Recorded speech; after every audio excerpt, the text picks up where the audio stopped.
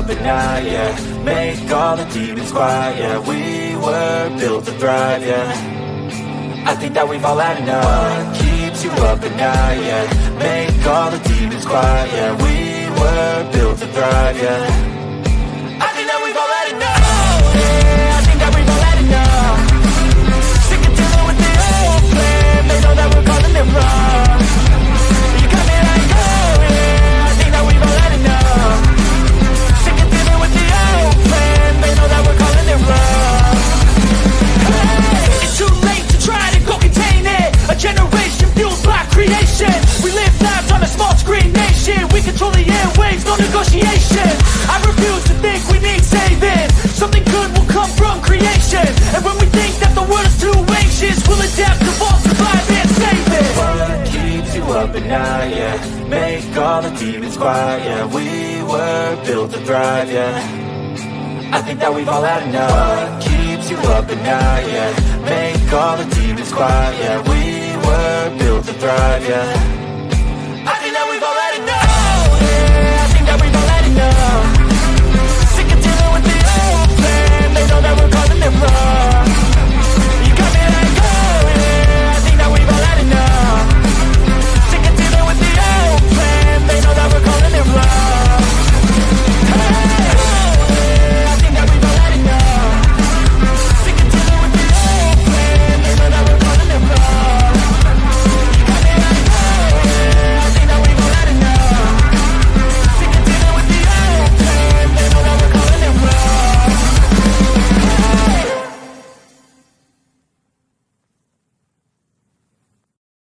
Oh, look at me. I'm retarded. I'm a globe. No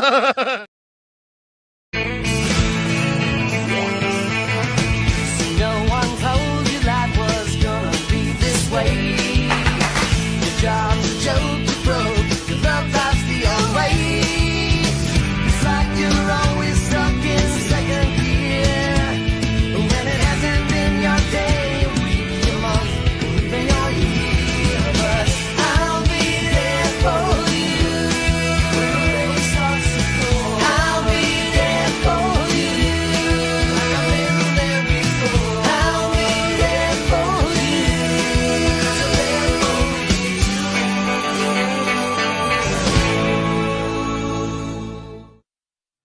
The whole system is designed to disconnect you from your intuition. Why? Disconnected people are easy to manipulate. Everything from sunscreen to politics to the food industry. It's all designed to disconnect and manipulate you. We are in the middle of a war right now, but it's not a traditional war. It's a war on consciousness. It's a war on freedom. This is the time to listen, not to the news. No, your intuition, your gut, your heart. Love is the greatest weapon against darkness. How do you love more?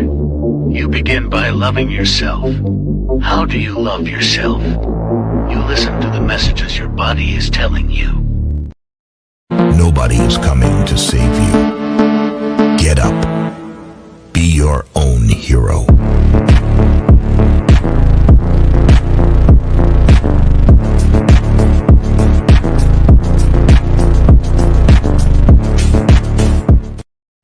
Slaves used to work all day, every day, with no pay. But they got free food, water, and shelter. Today, we work all day, nearly every day, and we get paid. But the money we make, we spend on food, water, and shelter. We're still slaves. The only thing that has changed is the illusion of freedom. I'm scared, Dad. Do you trust me, son? Yes. Come on, son. Rule number 1, never trust anybody. Stop! Don't touch me there. This is my no-no square. Stop! Don't touch me there. This is my no-no square.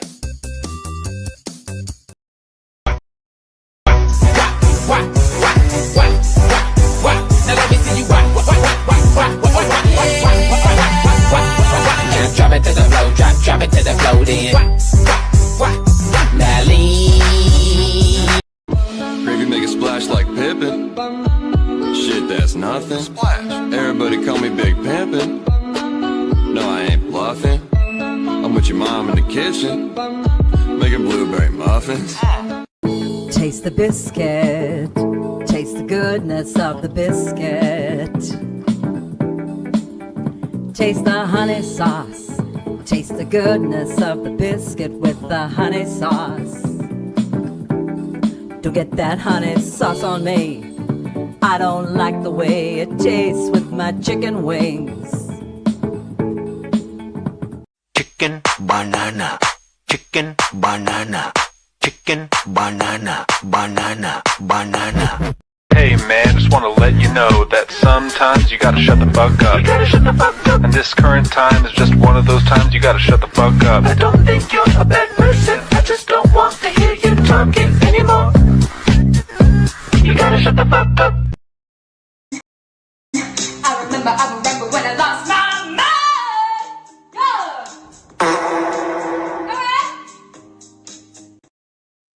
mind. All right, good evening, ladies and gentlemen. Welcome to Sovereign Soul Unchained Mind, coming to you live from what the fuck ever, dystopia, crazy nonsense horseshit world that I know I'm going to come out of a coma and wake up in a hospital bed or some kind of shit like that. And this has all just been a very, very, very, very weird, feverish dream. Yeah, you like the shut the fuck up thing, eh, Kool-Aid? Yeah, Don, thank you for that. Yeah, I downloaded that, stuck it in the arsenal. That was a good choice, buddy. That was a good choice. My God, look here, we got David Koresh. Fuck this dystopia. No shit. Why not? It's fucking us. What else we got? We got Don. Yeah, we got He Who Dares. DJ Bry, what's up, buddy? We got Abby Normal. Somebody named him Abby Normal. I remember seeing that movie, Young Frankenstein, in the theater when I was a kid, and I just lost my shit laughing with that movie. That was so funny. Let's see, Eldon Bean's here with us tonight too. We got Rick Swain. Let's see, David Koresh, of course. Who else? Just these people? Where's everybody at? Twat Charles McCuntchucky. Okay. Bite the hand that enslaves you. Absolutely. Become ungovernable. The Killdozer was like one of the coolest things ever in history. I think. I mean, that it was definitely one of those things. And they didn't report on it in the media right when it first happened either. Because the last thing they wanted was people getting ideas. But boy, let me tell you what, they really had something going on with that shit, man. The guy had 2 half-inch plate steel with concrete in the middle, totally armor plated this fucking thing, worked on it at night in his like secret garage and shit, had gun portals and video cameras so you could see where the fuck he was going. And just kind of, that's a man who had 0 fucks to give right there. That's a man who had nothing left to lose. And that's dangerous, man. They keep on till they push somebody right to their fucking limit and they don't have nothing to lose. They just go fucking ape shit, you know? Can't say I don't understand it. That's for sure. Cause I can certainly see that this is why it's good that I don't have like the force. Because I would be the first thing I'd want to develop is that fucking remote choking shit that Darth Vader does, man. I'd be remote choking motherfuckers all over the place. I'd be like, you know, fuck you. The thing says 10 items, not a whole basket full. You know, I would be that. Anyway, so it's a good thing I don't have dark force powers. Boy, it'd be nice to have, I'll tell you what. So what do you think they're going to do to us, man? Are they going to like, Are they going to like run another one of these fucking resets and like wipe everybody the fuck out? Like, who did it the first time? It can't be just a. I think that this reset that everybody talks about, you know, and mud flood and everything. I think that was. I think that was on purpose. I think that was an on purpose thing. We think that they just now developed the technology to be able to create an earthquake or this, that, and the other. But let's not forget, man, we've had all this fucking shit fed back to us. That's becoming plainly evident now.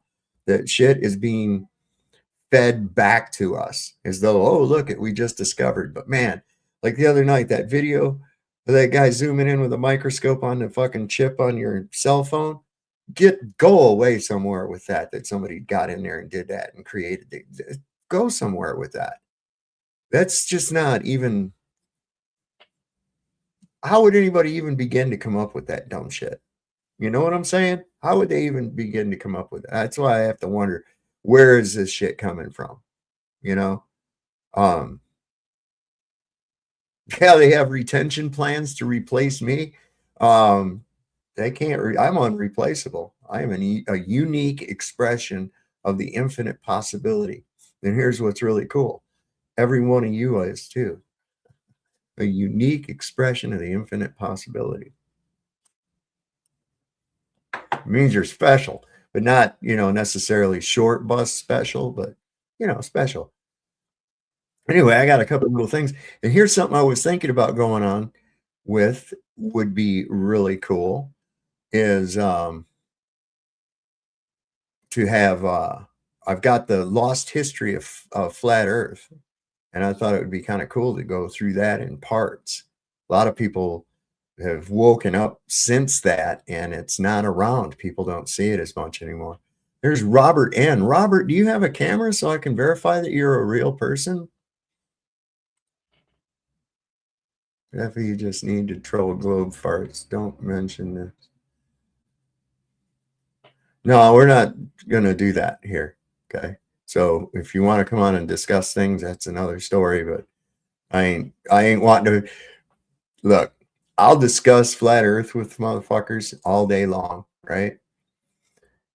But don't come at me all adversarially with condescending bullshit and all that. I'm not even going to, you're toxic. I don't want to engage with fucking toxic people.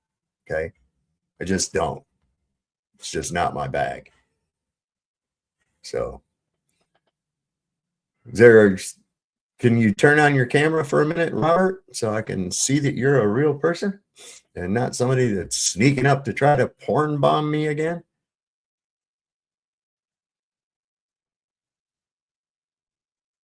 No? Nothing? Nothing? All right, well, I'll wait and see. Anyway, yeah, I mean, it's a shame that we live in a time where I have to do that kind of fucking screening and shit, but these people, man, it just goes to show you how badly indoctrinated a lot of people are, and that they just can't fucking cope. And there's another one, King Stephen. He keeps trying to come up. I told you, you're not coming up anymore, dude. I don't know what your deal is, man.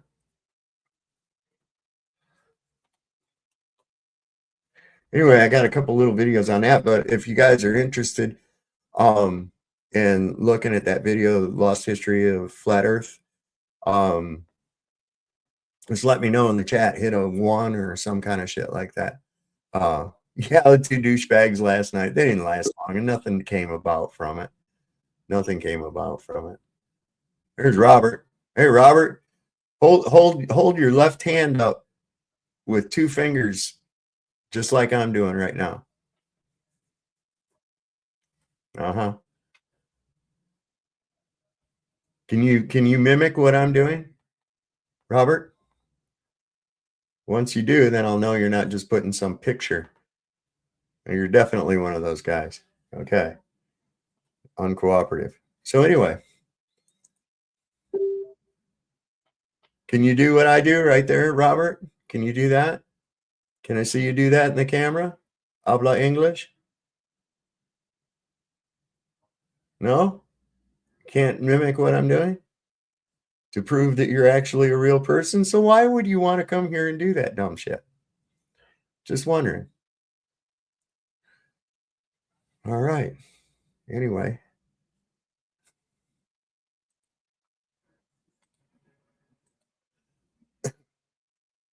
Let me bring this up. There we go. I don't know. Robert N. His name is Robert N. He tried to make like he's a real person by putting up a video clip of some person in front of a camera or something. But then when I had him try to do that, he didn't even respond. So he failed the litmus test, but he's welcome to hang out back there as long as he'd like. In fact, no, I don't think he is. I think he can go somewhere. Yeah, well, I figured that out. I figured I'd never heard of him before. Afraid to turn his camera on. What an ass hat. Anyway. Ask me why their grandparents or great-grandparents never talked about the reset. Why don't they remember anything about it? Well, let me try to explain it. First, there were the Cabbage Patch Babies. Now, these weren't just toys, you see. They became a symbol of something much bigger, a massive repopulation effort after the reset. These babies, they weren't born the usual way. They were produced almost mechanically in large numbers and distributed through a cold, efficient system. Strange, isn't it? Brings to mind ideas like cloning, doesn't it? And maybe that's why today you see so many folks who just seem to go with the flow. No questions, no thinking. Did you know they say nearly half the population doesn't even have an internal monologue? Imagine that, living life with a quiet mind, just following along. Those babies, those orphan trains, they were shipped off along with abandoned children who had survived the reset, taken from their families, sent to faraway lands. Many ended up in America. And when they got there, they were given a new story, the official version of history. No elders left to tell them the truth. Nobody to remember how things used to be. It made them easier to control, you see, easier to accept. I think that there's some validity to that. What did they do with the people, man? What did they do with all the people? And every time I think of that, what did they do with all the people? Those fucking catacombs come up in my head. I'm like, what's up with that? Where did all those people come from? You're not going to convince me that it's from graveyards being overfilled and all that other bullshit. Come on. No, they're not going to do that. So, all we can do is kind of connect what the hell is with all this. You know what I mean? I put them in the psych wards. Yeah. People that wouldn't go along with the reset or that they noticed that there was something crazy going on, But this thing, I mean, how do you end up with so many fucking orphans and you're just going to put them at whose expense were these children put on these trains and transported across countries? You know what I'm saying? Where in the hell? You start looking into logistics of some of these stories, and that's like what my lunch break does. He goes down on the logistics of it. Okay, let's see the fucking blueprints of this thing. Let's see the the bills of lading or whatever. There's got to be some kind of records, and there's nothing. Just these carved out bullshit.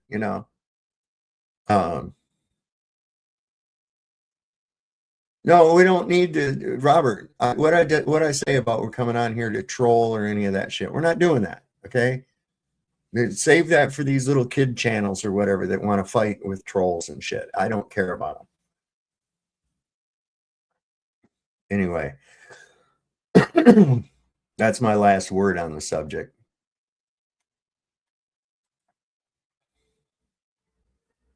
Well, here's the biggest problem with you, Robert, and I'll tell you, here's the problem. You turned on your camera, but you didn't turn on your camera. You acted like you turned on the camera. You were unable to mimic the hand gesture that I was wanting you to mimic.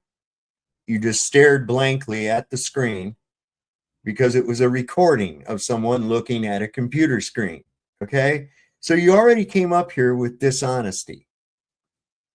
What do you want me to do with that fucking shit? Dude, come on, man. God damn. These people.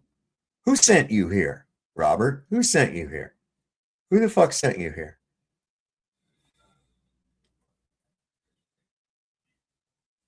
What in the fuck?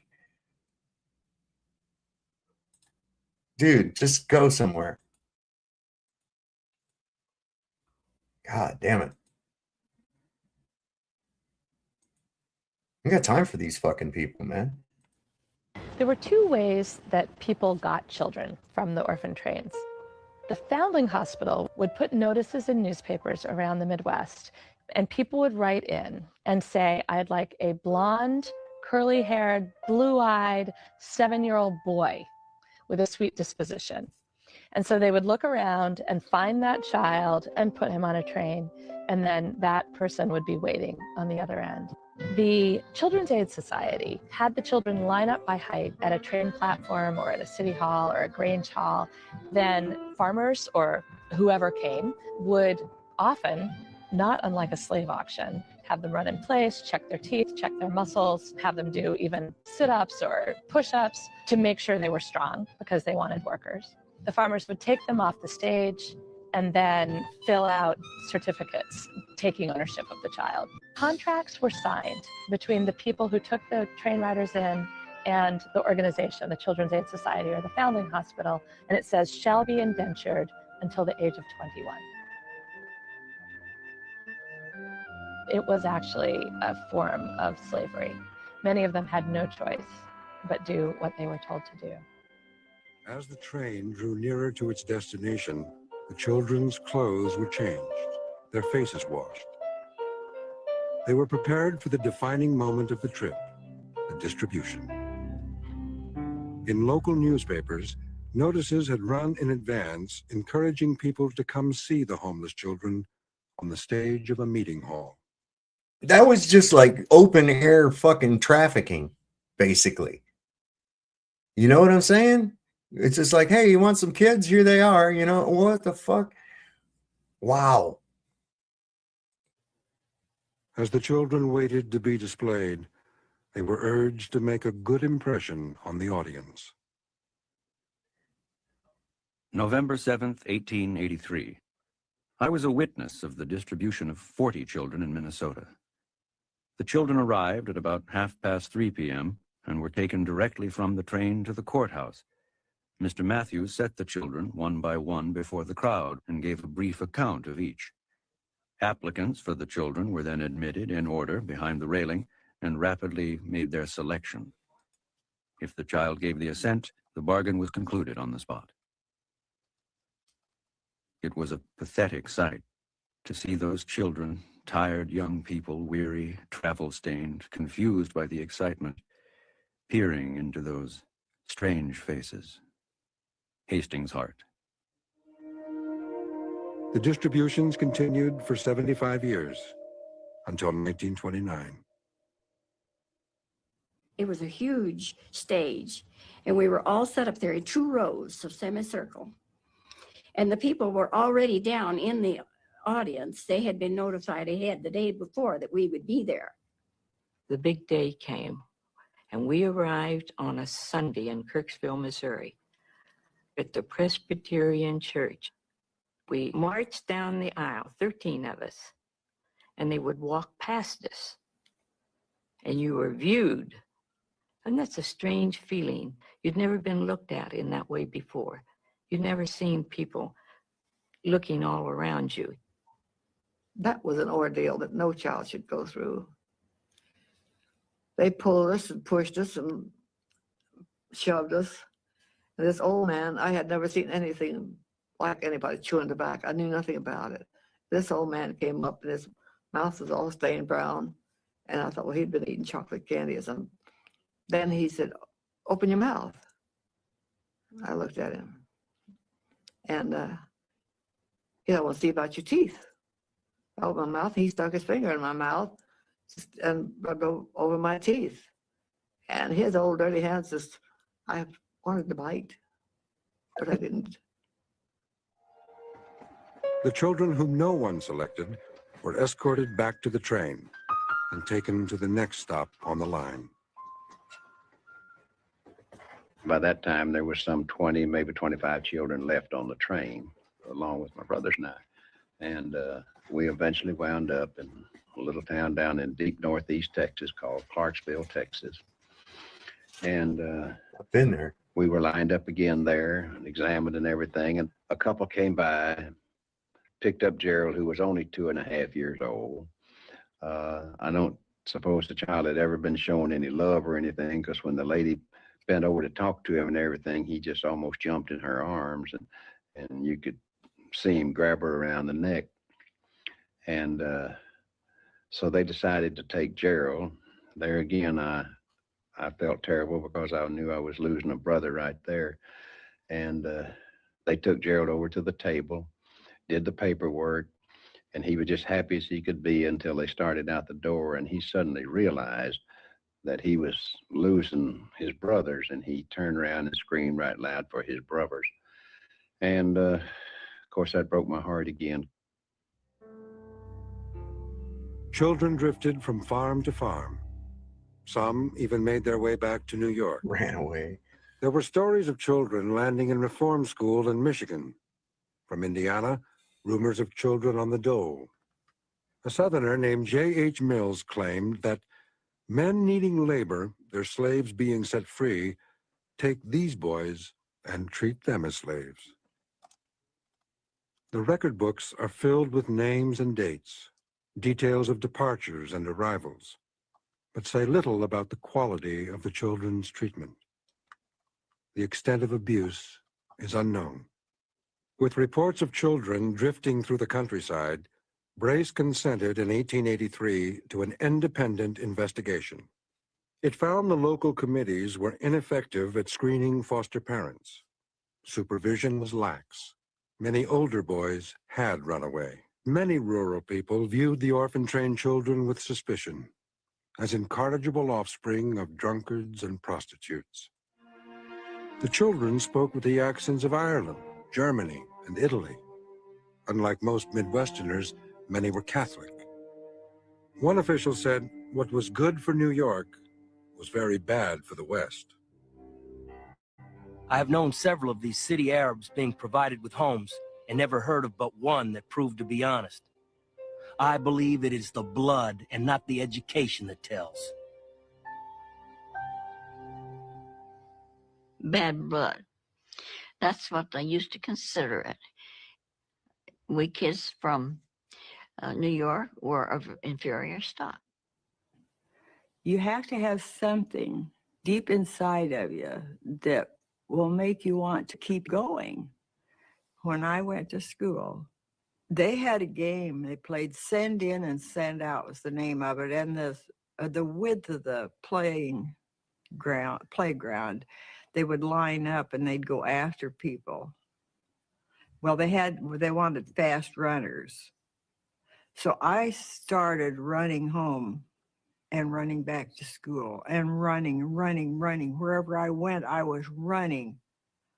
And one day I finally talked them into, please let me play. Just please, just once let me play and go after somebody. That was all it took. I was in 6th grade. After that, they fought over who got me because I could catch anybody there was. The orphan train program was widely imitated. 40,000 children were sent to Catholic communities by a religious order, the Sisters of Charity. And organizations in Boston, Philadelphia, and Chicago relocated thousands more. When I got the letter that my mother had died, I just felt like the door had closed. I just walked out of the house, walked down the road.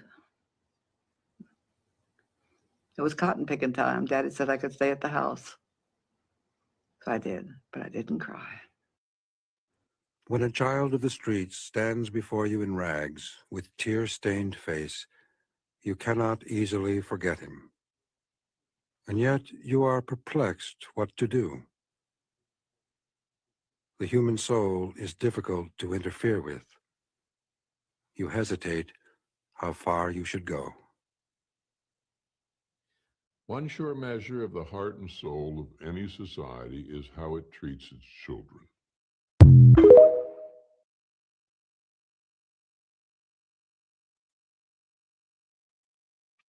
And that's the thing that gets me about that. If you read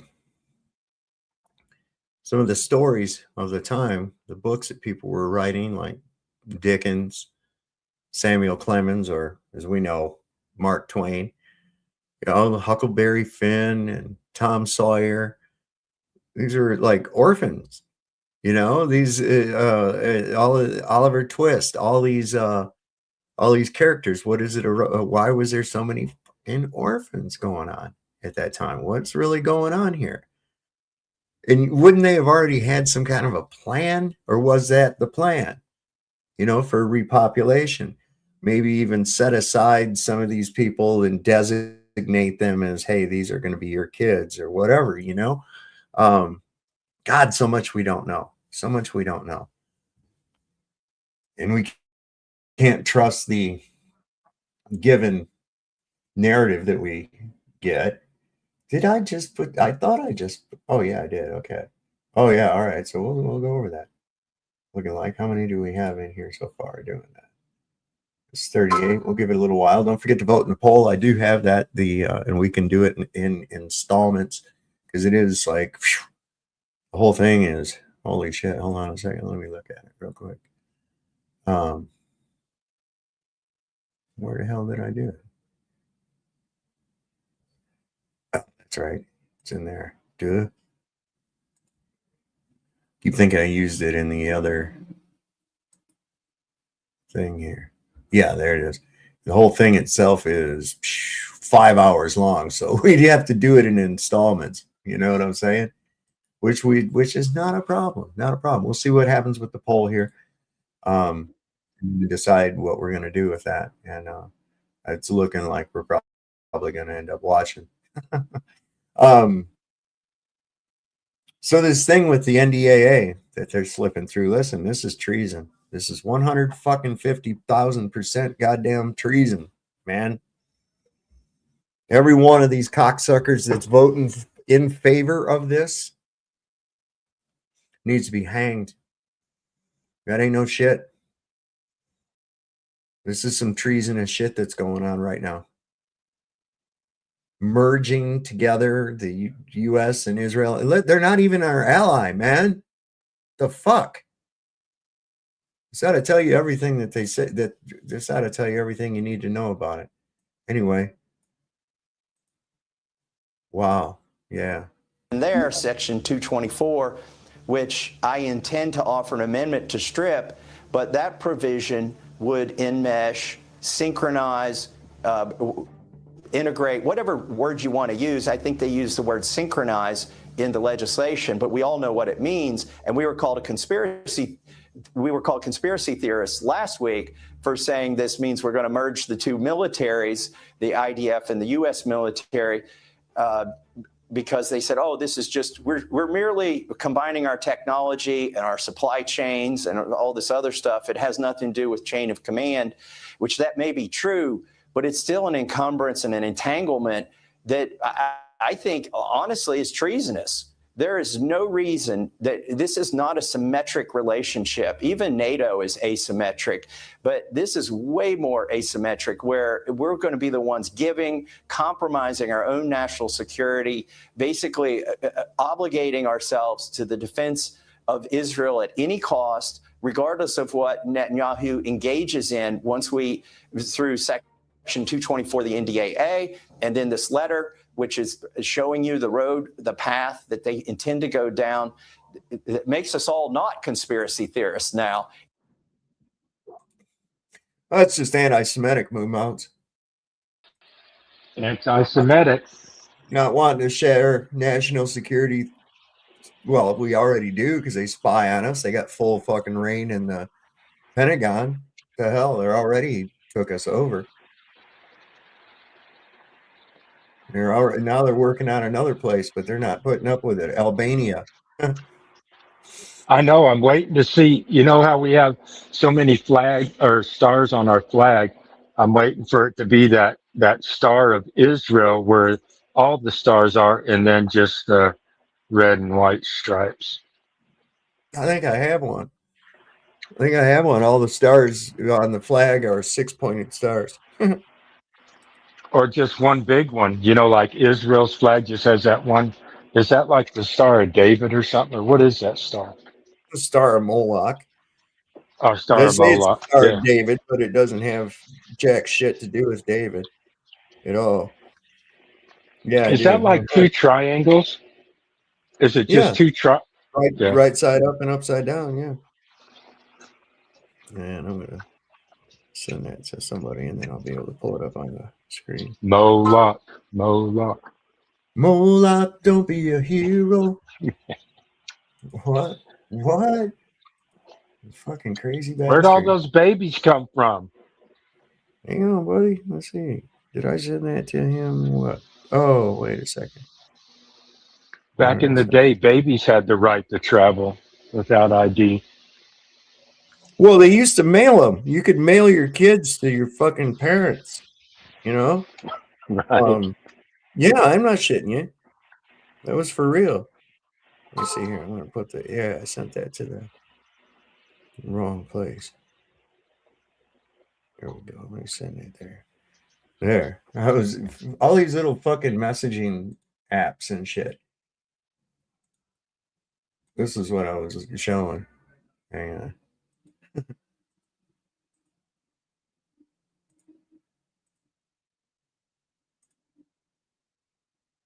Huh? Is that kind of what you had in mind there, Moonbones? Well, just one big one. Well, they But already yeah, have kind that. of like They already have that. And they're got them flanking the American flag at all these different places and City Hall and all these different places. They got a fucking Israeli flags up there. What the hell are they doing? no, I'm talking about where all those little stars were. They just have one big one in that spot.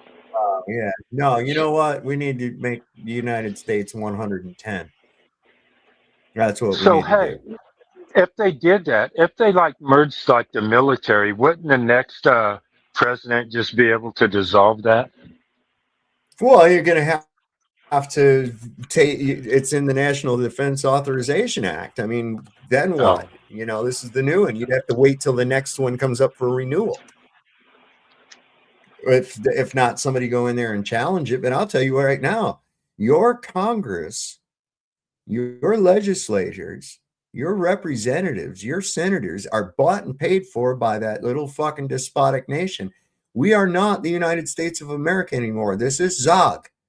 This is Zog. You live in Zog. You're not going to vote your fucking way out of this shit either. There's no way. Because they've, like a mesothelioma, like a fibrous cancer, they have infiltrated every facet of our socio-political, economic, every facet of our society. They need to be separated, the wheat from the tare, man. That's all. I don't know how else to put it. well, it goes with what you were talking about earlier, when you talk about being infiltrated.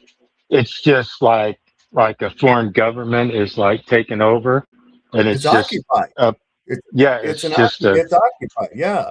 It's occupied. It's they look like they're, American politicians, and they talk like that. Well, not so much anymore, because you ask them, what comes first, America or Israel, and they'll tell you it's fucking Israel. It's like, why? Well, because of the Bible. Oh man, I'd love to go back in time and just choke the fucking shit out of Schofield. Just fucking end that right there before it starts. Holy shit. There's people that think that, hey, guy there at work, he said that. He says, well, you got to stand with Israel because it says in the Bible. I said, well, if you believe that, then all I got to do is change my name to Jesus, and you got to think I'm the Messiah. I said, you ain't run that through the litmus test, man. What would Jesus think about the shit that they're doing? What would he think? You think he'd be down for that? Fuck no. To call yourself a Christian and be backing that kind of bullshit? Come on, bro. Can't have that. Hey, did you see in Dubai where they made that one big temple but had like the three smaller temples to make one? Where they have like the Muslim temple, then the Christian temple, and then I think the Indian temple, all in one spot. So they claim that No. it may be the third temple is already built. Well, you know what? You can't. All they're doing is trying to use prophecy as a script. Hence the term scripture. You know, and I don't think it works that way. I really don't think it works that way. You know, I think that for the most part, these people that call themselves Christians are so fucked in the head that they can't even see. They can't even see. They're so fucked in the head with all this bullshit, you know, worrying about, oh, the Trinity and all this other fucking nonsense bullshit that don't goddamn matter for nothing. None of it. It's like, what are you doing today? What are you doing right now? How are you conducting yourself? Are you trying to emulate Christ? Are you trying to emulate Jesus? Or are you trying to just worship him? Because I don't think he came here to be worshiped. I think he came here to free you from religion, which is pretty much what pissed off the Pharisees as well, because they depended on that. Can't just have people out there, you know, blessing them and shit in the street and they don't come to temple. What the fuck is that about? You can't do that. You're cutting in on our business, kid. Stop. Hey, Sop, how's it going? Hey, what's happening, Raj? I don't know. You got a Globey in the audience who says that Blair circumnavigated the continent of Antarctica, and I was waiting for him to show me his proof, but he ran. I don't care. Yeah. I don't care. That's neat. I heard a story about this kid that grew a beanstalk that went up so fucking tall that he climbed up it, and there was a giant that lived up there at the top. Shit, man. So yeah, I got hearsay stories too. Hey, Well, how high do you think the Tower of How high do you think that Tower of Babel got? I don't even know. Was it actually really a physical structure? It could have been. You know, I don't think they got high. Yeah. I don't know, man. Good I don't question. know. We've looked for it before. There's certain people who, and they think they found what might have been what's left over a tower, and yeah, I don't know if we can verify everything. Right? It's, you know, it's possible. It's also possible that that's just a fucking story, you know? You got to be careful, man. I don't just take anything, you know. I look at it and I'm like, okay, what's the trick? I don't trust nothing. I'm like, what's the fucking trick? Why is it so important for these people to want me to believe that shit right there? That's what I have to wonder, you know. So much so to a protest, that they'll protest that I don't. Is it do they need me to help validate their belief system? What is this? What's the story on that? See? Well, that sounds like a cult, so for some Yeah. reason. Well, what's the difference between a cult and a religion? There's about a fine 2,000 years. So do you think that Zionism is separate from Jews? Well, no, I think well, what's a Jew? What is a Jew? Nobody can ever really define that.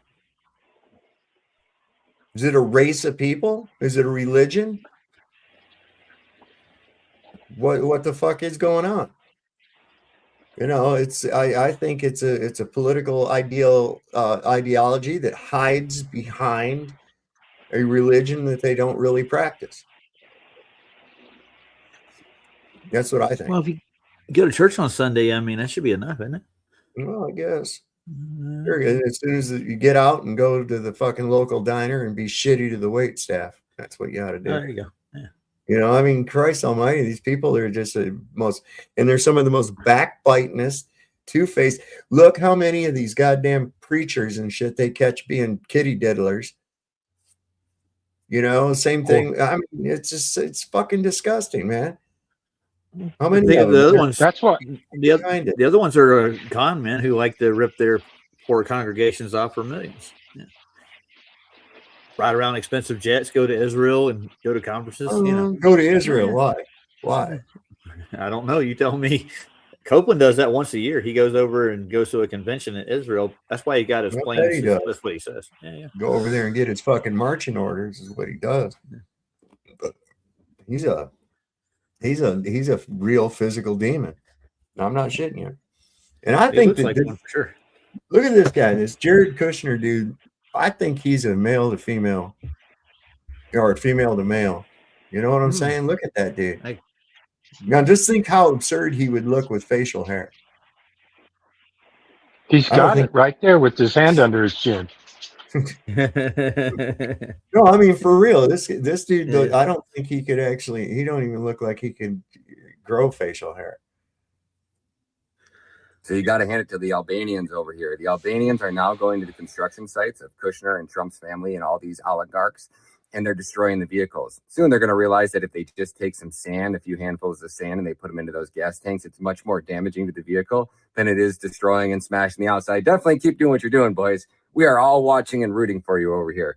But, you know, what I'm realizing is that there's probably 300 politicians in Albania, in your capital right now. 300 politicians, there's 300,000 of you. Why don't you just go in there and just arrest them? Arrest them, put them in prison, hold a snappy mandatory emergency election, elect yourself new leaders, ban all travel coming in and out of your country for the short time. That's what you guys really have to do. You have to prevent the United States. You have to prevent us from sending in fucking military assets. You got to prevent Mossad from bringing in their Mossad assets to carry out false flag terrorist attacks in your country. You have to start deporting all the illegal immigrants that invaded your country and just lock down your borders. Then get a coalition of people that can farm and get the best farmers you can have together and figure out a way to create sustainable food for your country for the short term, right? Because that's probably going to be the most important to taking your gosh damn country back. And then you can implement a government, right? You can start going and arresting all of the true criminals. People that don't want to abide by law and order, they got to go to prison. Bukele figured this out really quickly in El Salvador. And you allow the police to be real police and arrest the real criminals that are out there breaking the law. Anybody that wants to rape, murder, rob, loot, or steal instantly goes to prison. Those assholes got to go.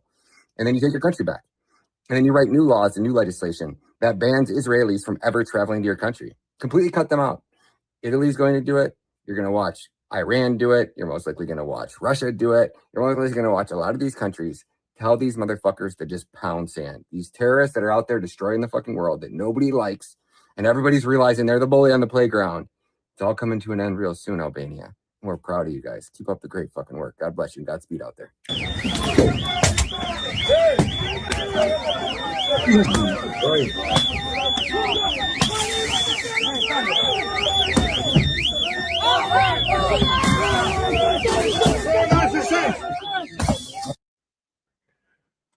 I don't think the Albanians are taking too kindly to the shit that they're doing. You know, I was wondering every journey or whatever, EV journey or whatever your name is, why don't you click the link and come on up and discuss it? We can discuss all this stuff. And I don't know why the fuck you globetards all the time. Well, the earth is a globe. Really? How do you know? Look at the sky and listen to my presupposition and assumptions. Listen to my assumptions and hearsay bullshit that I got from fucking guy on TV. Teacher said, Jesus Christ.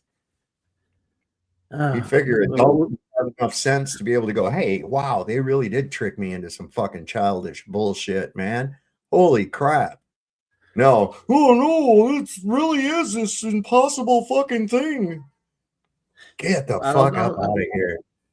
I don't think he has a valid argument here. He's going with latitudinal, what? I'm trying to read it. He said, which latitudes does the fucking sun go between through the year? And I said, Capricorn and Cancer. Okay, yeah, I'm getting tropics. So I mean, the 2 points where the sun goes in a circle. There's this thing in the sky that's not the Earth. Mm-hmm. Maybe you ought to spend a little more time tackling the important issues of like, how the fuck are we breathing?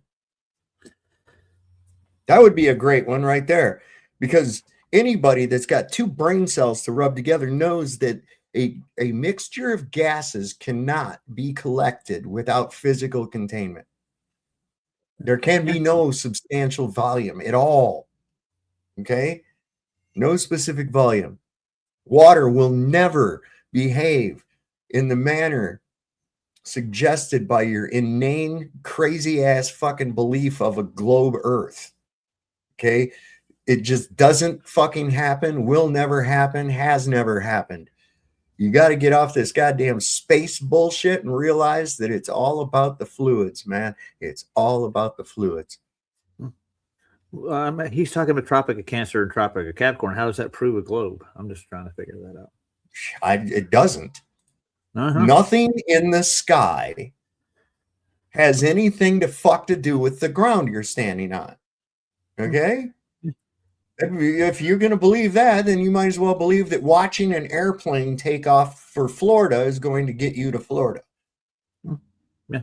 So like in the summertime, in the wintertime, the day changes for most people depending on what part of the earth plane you're on, right? So there are wider circuits in the south, right? So it make the day longer, right? If you have a longer day in the south, makes it summer there. So and the same when it changes to the Tropic of Cancer in the north, right? It makes longer days in the north, right? Yeah, that's nothing to do with the globe whatsoever. So I mean, it isn't. What else? Yeah, and it doesn't matter. It doesn't matter because you know what? The sun is not the fucking Earth. Yeah, that's the biggest point right there. The sun is not the fucking Earth. You know what else is not Earth? Jupiter is not Earth. Okay, you don't even know what the fuck that is. Just what somebody told you. Okay, the stars, those are not Earth either. How about that shit? Ain't that some fucking crazy stuff? You know what is the Earth? That's the goddamn thing you're standing on. Okay, yeah, I'm on it right now. Jesus Christ, with this, look at the sky. Oh. Yeah, but I mean, it doesn't validate. That's how they sold it. Their point. Don't you realize that's how they fucking sold this nonsense to you by taking your attention off of the fucking Earth and onto the sky? That's how they tricked you, stupid. Don't you get that? Don't you know that the pretty girl is there to distract you from the magician actually doing the fucking trick? God damn, people are dumb. Well, yeah, Nathan has a meme that goes sky lies because they are sky lies. I mean, literally, they can't validate anything they have for sale. Yeah. That got me right there. I looked at this as this little nostalgia thing. I'll play it here in a minute. But look at this, man. $1.79 for a ribeye steak dinner, man. Dude. Yeah, when am I going, Soft? I'm hungry. I mean, think about that. That was $1.79, but that was, that wasn't cheap either at the time. Yeah. Now I could afford that easy, $1.70. I got it right here. Every day, 3 times a day. Shit.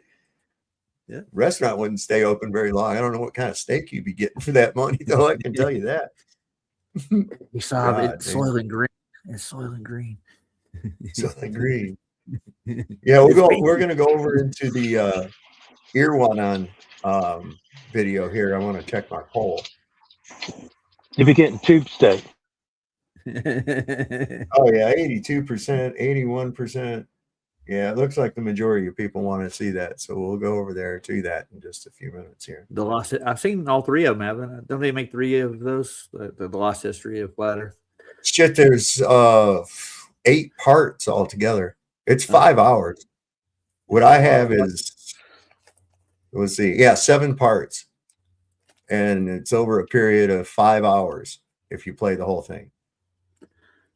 So we're not going to play the whole thing. Needless to say, we'll go in installments, because I'm not going to stay here for 5 hours tonight. Anyway, here's how you handle when these CPS people and shit try to come to your house. Check this out. No. Any intention of harming Bill Gates? No. Good to go. Okay, thank you. All right. That's what it. the heck is that, dude? This is crazy. No, you did. I'm just letting you guys know. I love you guys, right? But you guys got to remember that we are basically at a point in our country where we don't know who's here to help us and who's not here to help us anymore. So I do this because I see it as our future children are gonna basically need help. You know what I mean? They're not going to have the option of an American dream and like the next 2 generations. You know what I mean? You guys are well set. You guys got your houses for cheap. You know what I mean? You guys are all set. Our generation, they're screwed. And what's going on right now? Everything's getting more expensive. Your gas, everything. You got your gas. You got your groceries. You got housing. You got everything just continuously going up. And these people's days aren't getting any better. Right. How old are you? 29? 29. Pretty good. I know you I are. am in your generation. I know. I don't own the house. generation. Exactly. My point exact. Why is that? Because the people in power are fucking us.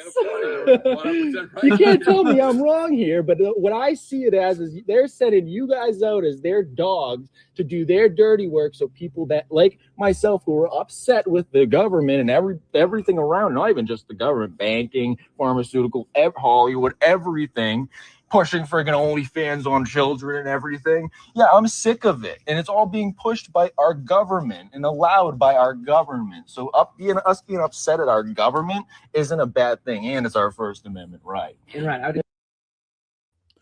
Sent the cops to his house. They did? Oh, What?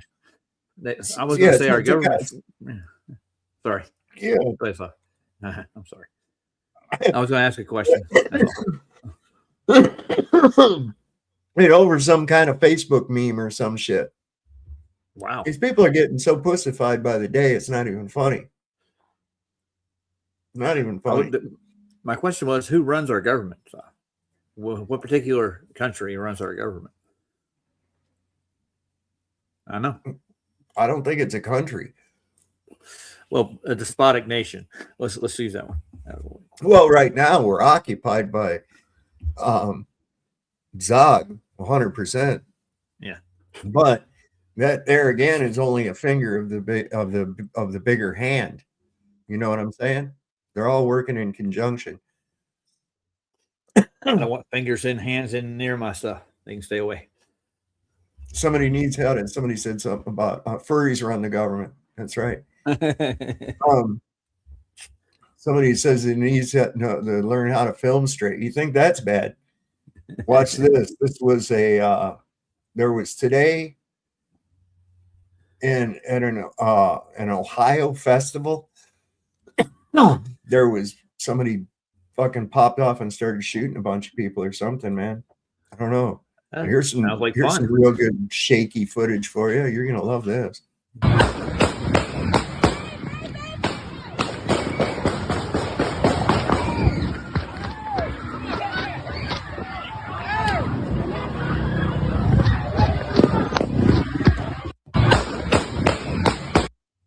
So I don't know any more about it than that had just happened before I came on. Let me look and see if anybody posted anything. It's a good thing I just ate, so. I believe 8 people were shot, and everybody's going to survive. Okay. Good news. Yeah. What the hell? It's just you can't. Is this happening more, or are they just reporting on it more? A good question. If they weren't reporting on it, how would you know? I don't think it's happening more. I think it's just they pick a subject and go with it. Let's report on any incidents of guns. Okay. Which tells me that they're gonna, oh wow, we got a real problem with the guns because of this and this and this and this. So we're gonna have to put in some legislation. We've been trying to get our fucking guns for a long time. And it's always been Jews behind the fucking gun control narrative every fucking time. So let's look at this from a logical sense. Who would want you disarmed? Your fucking enemy. Your enemy wants you disarmed. Okay? Because after all, why would you fear somebody who's armed if you're not doing anything to them? You have no reason to, right? No. So they're trying everything they can. We got a Jew governor, and first thing she did was start putting out all these unconstitutional fucking gun bans and DAs around the Commonwealth and cops and sheriffs have said, yeah, we're not enforcing that fucking shit. Kiss it. We're not doing it. So there's that. Well, if the people don't want it, then it's not going to happen. But the thing is, why is there a voice saying, "Give us your guns"? Why is that even a thing? When it's Because clearly they plan stated. on why would you want someone disarmed? So you could do whatever the fuck you want to them. Yeah. Let's look at it on the macro. Iran, no nuclear weapon, gets attacked. North Korea, they scream death to America and shit too. They have a nuclear weapon. They don't get attacked. What's the difference? Yeah, you see, armed. Oh, and Iran can never be allowed to have a nuclear weapon. Why? Because you intend on doing something fucked up to them. That's why. That's why. Why do you want the American people disarmed? It's not for our safety. You don't give a fuck about our safety. Look at the shit these data centers are doing. Look at the condition of our food, our water, our air. Are you shitting? They don't give a fuck about you. That's not for your safety. It's because they want to do something that they know you would shoot them for. And that's the only reason they want to take your guns. They can sit there and weep in a camera and act all concerned and shit, but they're fucking lizards, man. They don't goddamn care. The reason they want to take your guns is because they plan on doing something to you that they know you would fucking shoot them for. That's it. Well, didn't they go through great lengths to like do things like Sandy Hook and other events just to like scare the hell out of you? School shootings every month, man. Yeah. Problem, reaction, solution. Well, it's got to be something. Go ahead. It's got to be something big, though, right? Because I mean, if they're just afraid you're going to do something, it's like Waco and like Ruby Ridge. They got no problem with taking people out, so it's got to be something bigger, right? Well, for them let's to take a want to look at what disarm. happened. Do you remember the Bundy Ranch? The Bundy Ranch incident a few years ago. They tried to take that guy's land, tried to take his cattle and shit and claim his land. And him and a bunch of other people showed up there just as armed and just as plentiful as the fucking government was. And the government fucking backed down. The government backed down. Without the monopoly on force, they ain't shit. And the only way they can get a monopoly on force is to weaken you. They want to really push it going after the AR-15. You know why? Because it's a lightweight, effective weapon that can be operated by anyone. Easy maintenance too, right? Not as easy as an AK-47, but yeah, sort of. Once you know how to do it, I can strip one down and put it back together in less than 2 minutes. Never held one. Really? Really? Yeah, I practiced. I tested myself not long ago. I got it out. I said, I wonder, all right, hit the stopwatch, see how long it takes me to disassemble this and then reassemble it. What did you have? What was your weapon when you were in the military? Was it an M16? Yeah. Although I was assigned so an is that M60. better or worse? What's it? Sometimes I was assigned an M60, depending on what we were into. But what do you mean? What's worse? AR-15 more durable than an M16? No, they're the same. The only difference is that an AR-15 doesn't have full auto. An M16 it's basically does. the same platform. Yeah. It's exactly the same. You can buy a switch to put in your AR-15 to turn it into an M16. Nice. But full auto is only really good for covering fire, and you really waste a lot more ammunition. You're even better to lay down covering fire with just rapid single shots, bam, bam, bam, bam, bam, into that direction. Keep their head down while you advance people forward or whatever else, put down covering fire. But I don't know, unless you're in like really close quarters, is about the only time I would say that's because if you've ever fired full automatic, you'd see that your spray goes everywhere. I mean, it goes everywhere because you got to figure, especially the further the distance, because just a little bit of a movement, it doesn't look like much here at the bore. But if you were to draw a laser line off from your bore and then where the next one's at, because it moved a little bit, well, hell, down range, they're 5 feet apart. Yeah, the degrees separate further. You Yeah, go, like, and like an so azimuth. Yeah. yeah, exactly. I have a bullet It's question. funny. So does the AK-47 take the same round? No. It takes a different round, right? Than the M16. Does the AR-15 take the same round as the M16 since it's the same platform? The AR, yeah, it's 5.56 millimeter. Now there's the civilian is 223, but you can get an AR-15 chambered in 5.56. It's a slight difference, but if you've got 5.56, you can run 223. But if you have 223, you can't run 5.56. Make sense? 223 is a civilian round, basically, is what they call it. There you go. Happy Dad. What is it? Energy drink. Happy Dad brew. Yeah. Big Papa. There you go. I just passed my 15th anniversary of not drinking. June the 1st. 15 years. God bless you. God bless you, Brother Dave. And you know, you're about twice my age, and this is why I've always looked up to you. Those of us on this journey, we better follow the way of the sovereign citizen, right? Dave, you know, I rarely hit the link. You know this about me, man. But when I do, it's for a reason. When I listen to Americans breaking down guns, breaking down the significance of weapons and how they're designed, what they're used for, it drives me crazy because when I think about the fact that we went to war with the British over a tax, the Boston Tea Party over a tea tax. Well, And now we sit here with all these guns and we're like, we're just fucking getting breamed up the ass, Brother Dave. Break it down for me.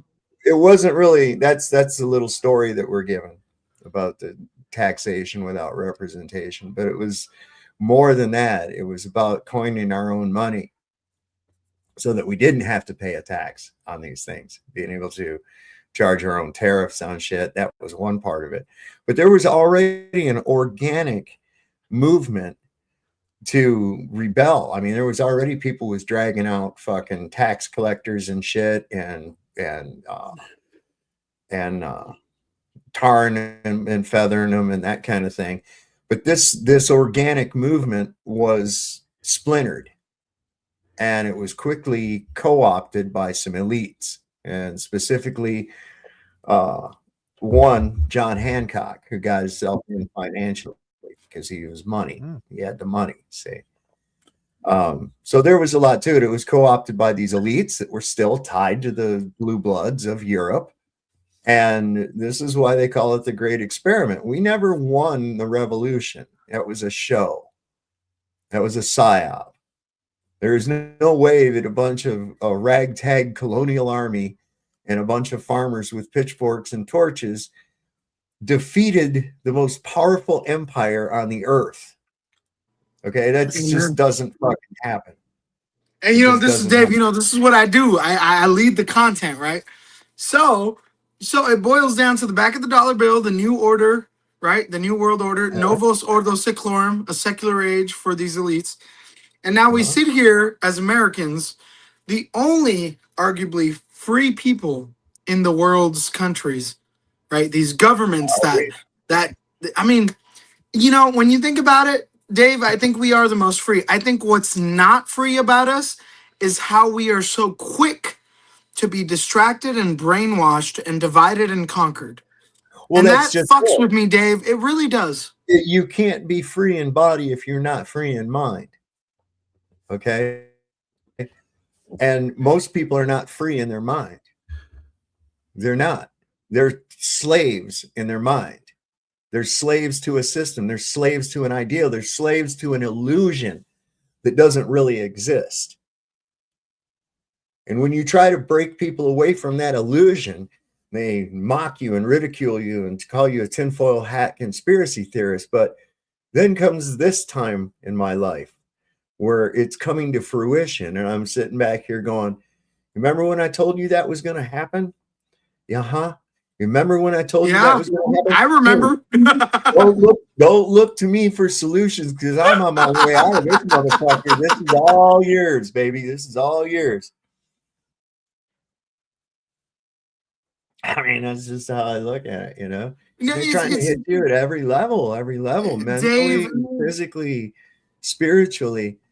It's absolute insanity, man. Whether it's the flat Earth or, you know, like when I met you, Dave, it was the Werner von Braun thing. I remember the first time I discovered your panel, we were talking about Werner von Braun, what mainstream knowledge calls the founder of the father of rocketry, right? Right. On his gravestone, we talked about the biblical verse, Psalm. And, you know, Dave, like since then, obviously I knew the truth, but like you and other people I met on the internet, I was like, whoa, okay. Because what's shocking to me, Dave, is somebody who could have dropped out of high school and is 50, 60, 70 years old today knows more, has a more practical understanding of our reality, this reality we experience, our heart thumping, our lungs breathing, our eyes seeing, our ears hearing. They have more on a majority scale. This is just my experience. They have more of a validating experience than the very professors I learned from, whether it was in law school at the UCLA or fucking wherever else, my undergraduate at the UW. These people who are so indoctrinated have this sense of ego. Right. And they're the same people. They're the same people. I'll just finish it off here, guys. They're the same people that will then years after come to you for answers. And if that's not the biggest mind fuck of all, Dave, I don't know what is. Well, the thing about it is those people unfortunately will never have really any life experiences, okay, because they're stuck in academia. Can you imagine going to school and never being able to leave? That's what I see that as. They have no practical life experience. They're telling you what the books say, whereas I've learned what reality says. But as the old adage goes, experience keeps a dear school, but a fool shall learn from no other. And unfortunately, a lot of us are very foolish and we only learn through experience. I mean, I think back when I was younger and the older dude told me, hey, you do this, that, and the other, this is what's going to fucking happen. And I was like, yeah, you crazy old man. You don't know what the fuck you're talking about. Well, now I'm the crazy old man. And I realized he did know what he was talking about. See? And that's the thing. You're young, dumb, and full of cum, think you know every goddamn thing, you know, and that's the problem. And I think one of the best things somebody told me was a long, long time ago says, I'm going to teach you two things. He said, first thing, you don't know shit. He said, now the second thing, now you know something. Taught me that I know that I don't know shit really. Because if you really look at it, what do you really know? As opposed to, we had somebody here in the chat, I think retired, was sitting there talking about all this stuff about somebody that sailed around Antarctica or something like that. And I'm like, okay, cool. You read a story about somebody that said they sailed around Antarctica. Were you there? Did you see a video of it? Did you see anything about it? Nothing. No, it's a story, right? Cool. I heard a story one time about this kid. He had these beans and he threw them out the window and it grew this fucking giant beanstalk. And there was a fucking giant at this top. Does that mean it really happened? No. No, it don't. Logic, again, should tell me, no, that didn't happen. Just like logic tells me, no, the earth is not a fucking ball. That would be retarded. Mm-hmm. There's no way. Water will never, ever behave the way that is indicated by the globe earth model. They keep saying, well, we have a working model. No, you don't. Your model doesn't work. Dave, you know, I've always, and Roger, I know you just unmuted. I'll let you go, brother. I really believe this, Dave. I look at ancient cultures. And I've always told you this, Dave. You know, I put my heart on my sleeve. I never change what I say. I look at ancient cultures. I look at Taoism, Hinduism. I look at Babylonianism. I look at these ancient cultures, the cradles of civilization that are 5,000 to 7,000 years old, according to mainstream science.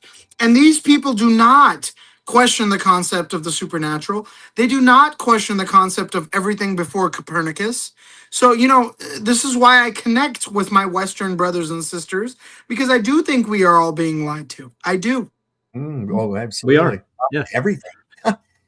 Your boy Retired's back in the audience again. I was touting more nonsense. He's saying, "How do you get 60 degrees something?" I think. Well, if you actually here's know the how. thing. Retired. I'm not going to talk to you in the chat. Roger's not going to talk to you in the chat. If you want to ask these questions and shit and find out anything, come on up on the panel. That's all you got to do is just click that link and come on up on the panel. We can discuss it 100%. Okay. Until then, nobody gives a fuck about your shit. Okay. We already used to believe that nonsense that you do. We don't have to relearn it again. We don't have to relearn that again because see, you don't know the earth is a globe. You learned that the earth was a globe.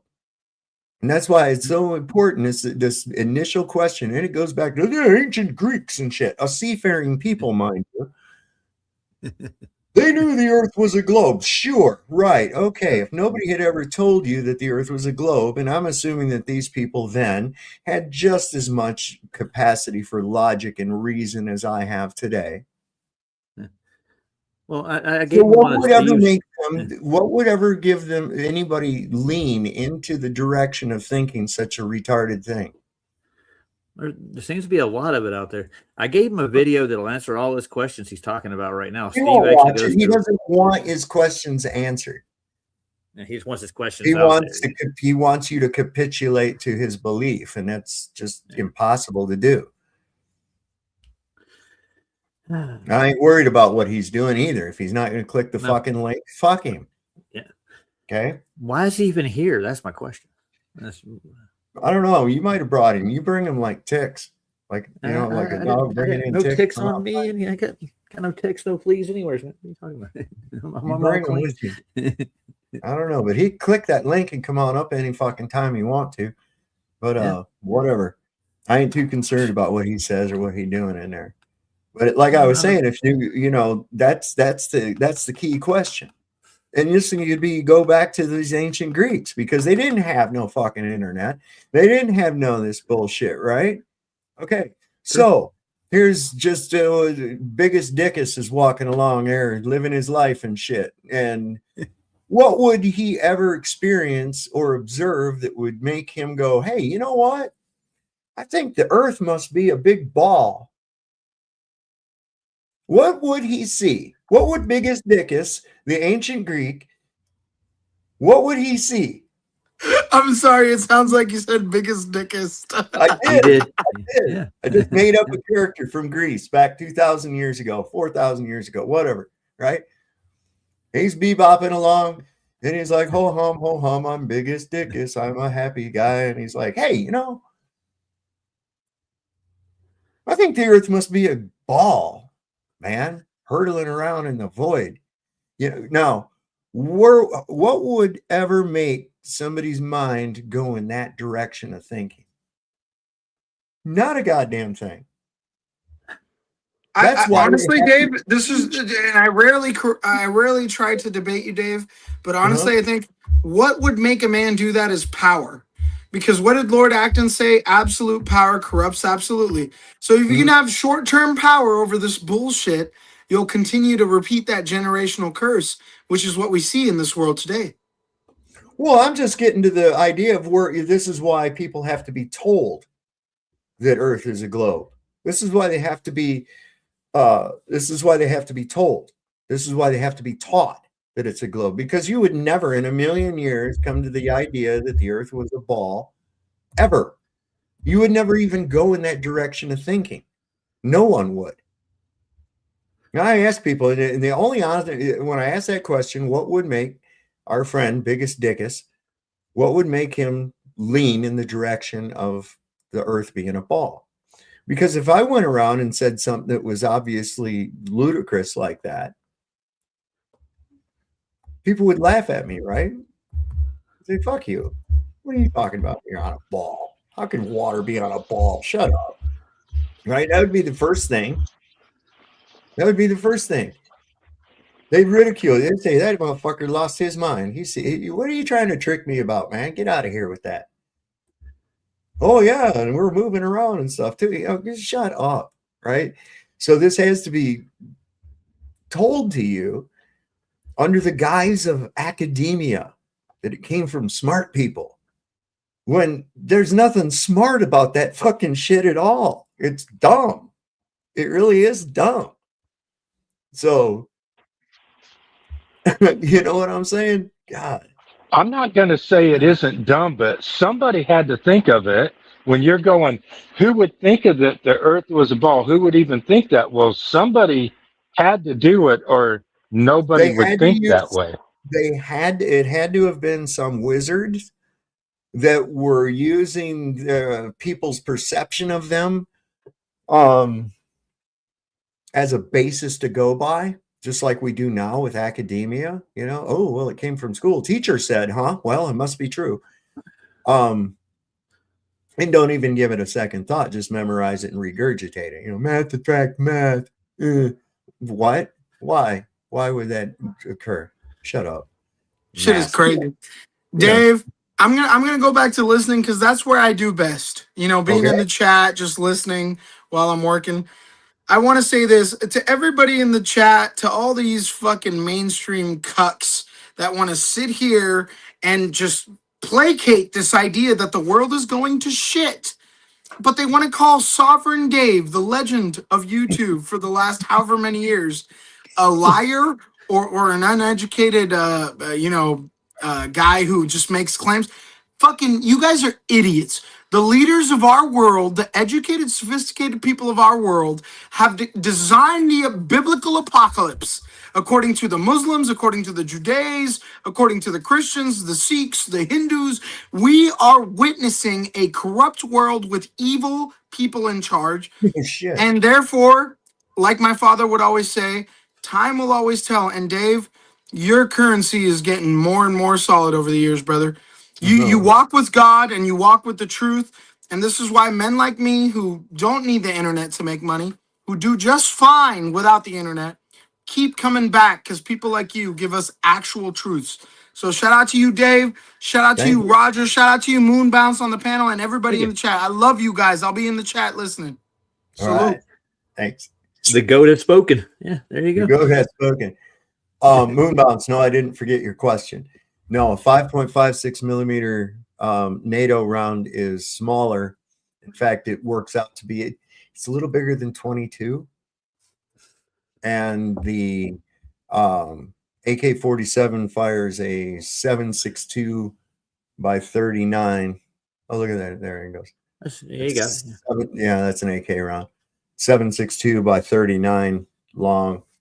So it's a 30 caliber, but it's got a rather short charge for most 30 cal. Most 30 cal, like this is a NATO round, 30 cal, 7.62, and the one next to it is the short one is the AK round, and this one here is a NATO round.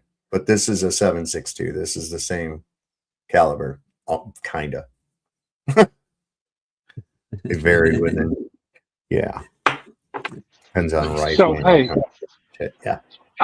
I got a question on it. It just came to my mind. So, what do you think? Do you think? I mean, when it says everybody has a right to bear arms, right? I mean, do you actually think that that's weaponry, or do you think that that has to do with advocating for yourself? Like if they say 3D printers, like they're trying to get like to buy a 3D printer, they have some kind of software in there now that would like not allow you to do it and stuff like that. So that would still be like infringing on that, right? It's if it's a law that they have to have that software, then yeah, it is. That is an infringement, shall not be infringed. But that is policy. You see, you understand any gun control laws and any of that bullshit is just policy for slaves. That's for 14th Amendment people. That's policy. That's not constitution. That's, you guys don't have a constitution. You have a uniform commercial code. You got to claim your natural rights. You got to claim your common law rights. Challenge the jurisdiction. Boom. Over. Every time. Anyway, they're gonna fuck you up with 5G too. We'll watch this real quick, and then I'll put on that ear one on. I gotta dig it out. Hold on. Okay, so in September 2016, Apple stood on a stage in San Francisco and said something that made millions of people genuinely angry. Courage. Courage. They called it courage. To remove a hole.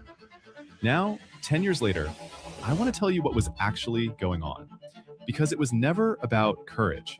It wasn't about your phone being thinner. And it definitely wasn't for you. Here's something almost nobody knows.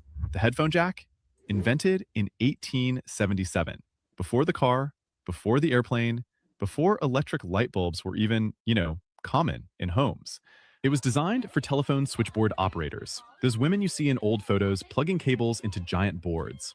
And that exact connector, basically unchanged, survived world wars, the Walkman, the iPod, 50 years of consumer electronics, without a single meaningful complaint. It needed zero power, zero pairing, zero battery, zero latency. You plugged it in, it worked. Every single time. Apple gave 3 reasons, and each one collapses like a wet napkin the second you actually look at it. Reason 1, thinner phones. Sure, except the iPhone 7, the first one without a jack, was actually thicker than the iPhone 6. Look it up. Reason 2, water resistance. Okay, so the Sony Xperia Z3 had full IP68 waterproofing, the highest rating in 2014, 2 years before Apple removed the jack. And it kept the jack. Sony figured it out. Funny how that works. Reason 3, better audio. This one is just genuinely insulting. Bluetooth compresses audio. Every audiophile on the planet knows this. The 3.5mm jack plays uncompressed. So they replaced better audio with worse audio and called it an upgrade. So if none of those reasons are real, what is? Let's do something radical. Let's follow the money. 3 months. 3 months after they removed the headphone jack, Apple launched AirPods, priced at $159. That timing isn't a coincidence. That's a business plan. AirPods went from 0 to a $15 billion a year business. 15 billion. That's bigger than Spotify. That's bigger than Twitter was at its peak. And it literally could not exist, not at that scale, if your phone still had the old port. And here's the part nobody talks about enough. Apple has a licensing program called MFI, Made for iPhone. Every company that wants to make a Lightning or USB-C headphone has to pay Apple. Every single one. The 3.5mm jack, completely open standard. No license, no fee, no Apple getting a cut. Now, Samsung. Oh, Samsung. They ran entire ad campaigns mocking Apple for this. There's a Samsung ad where their own employee tells iPhone users they need a dongle. Then, a double dongle. The internet loved it. Samsung removed their headphone jack in 2019, quietly, with no press release, no explanation, no courage speech. They just did it. And then deleted those ads from their YouTube channel. Every major Android manufacturer followed within 2 years, almost like they all got the same memo. But here's the part that no tech review ever says out loud. This wasn't just about headphone revenue. This was about lock-in. Your AirPods work best. Auto connect, instant switch, battery shown on screen, only on Apple devices. If you ever want to leave iPhone, you're also leaving your headphones. Your earbuds are now a switching cost. They didn't remove a port. They added a subscription to your ears. One you didn't notice you were signing up for. They said it took courage to remove the headphone jack. And maybe they were right. It takes a certain kind of courage to look your customers in the eye, tell them it's for their benefit, and charge them $159 for what they already had. On this channel, we pull apart ordinary things the world just accepted. If that sounds like your kind of rabbit hole, you know what to do. And if you don't, the button is right there. It's free. And unlike AirPods, it doesn't require a proprietary charger. All the time they're trying to fuck you, fuck you, fuck you. Don't matter what it is. God. Ching ching. Yeah. I mean, it's ridiculous, man. It's completely fucking ridiculous. Look, there's D-Man. What's up, D-Man? I think. Hold on. Go ahead, Moonbounce. I was saying, I think a lot of it has to do with that, where they put in by law that they have a fiduciary responsibility to increase like how much the shares are worth. So it's like even the customers then take that back seat to anything they can do to increase revenue, because by law they have to do that, is one of the reasons why a lot of this stuff takes place. Maybe. There's a lot of insider trading, that's for sure. A lot of market manipulation into, making phone calls and saying, okay, sell it tomorrow at, 2:00. So, I got Lost History of Flat Earth queued up. You ever seen it, D?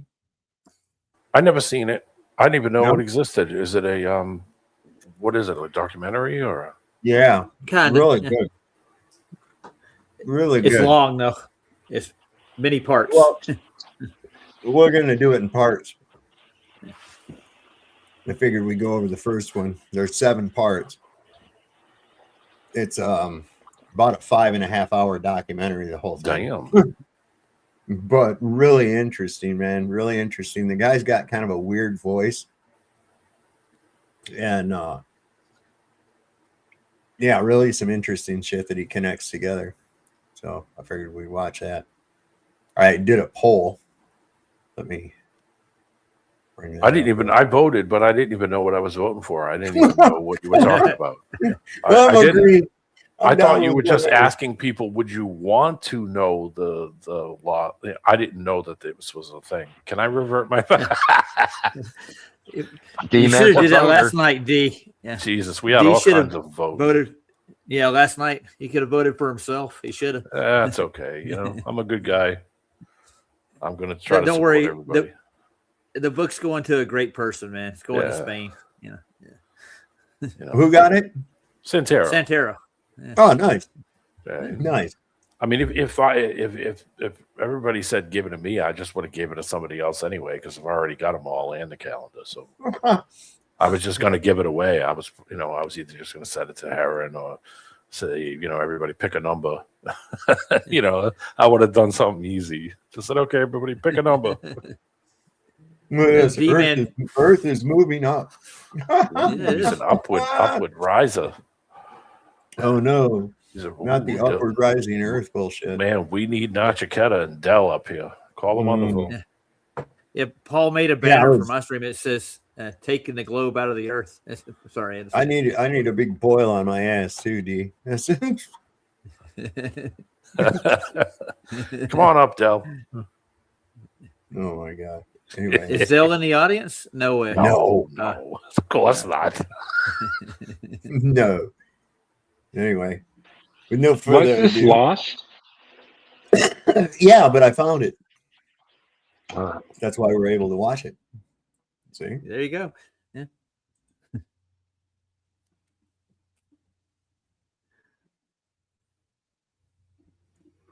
Is there a copyright thing on this, or? I don't think so. Nah, I've watched it. It's all right. Once you are awake, it is almost impossible to fall back to sleep again. Once you discover that the Earth is not a spinning globe, but a flat and stationary plane with a firmament above it, everything changes. The trusted voices and satanic scientific priests who once shaped our reality and understanding of the world are no longer reliable. Our first-hand experience of the Earth as a stationary realm is at odds with their fabricated narrative of space and spinning planets. The scarring of our land and the barbaric mining of Earth's once majestic giant trees is at odds with the history books and geological narrative. And the awake are left wondering, what on earth happened? If they lied about the Earth, space, and the destruction of our flat realm, then how can we trust the official mainstream historical narrative? The historical narrative, like the heliocentric model, does not make sense. It doesn't add up.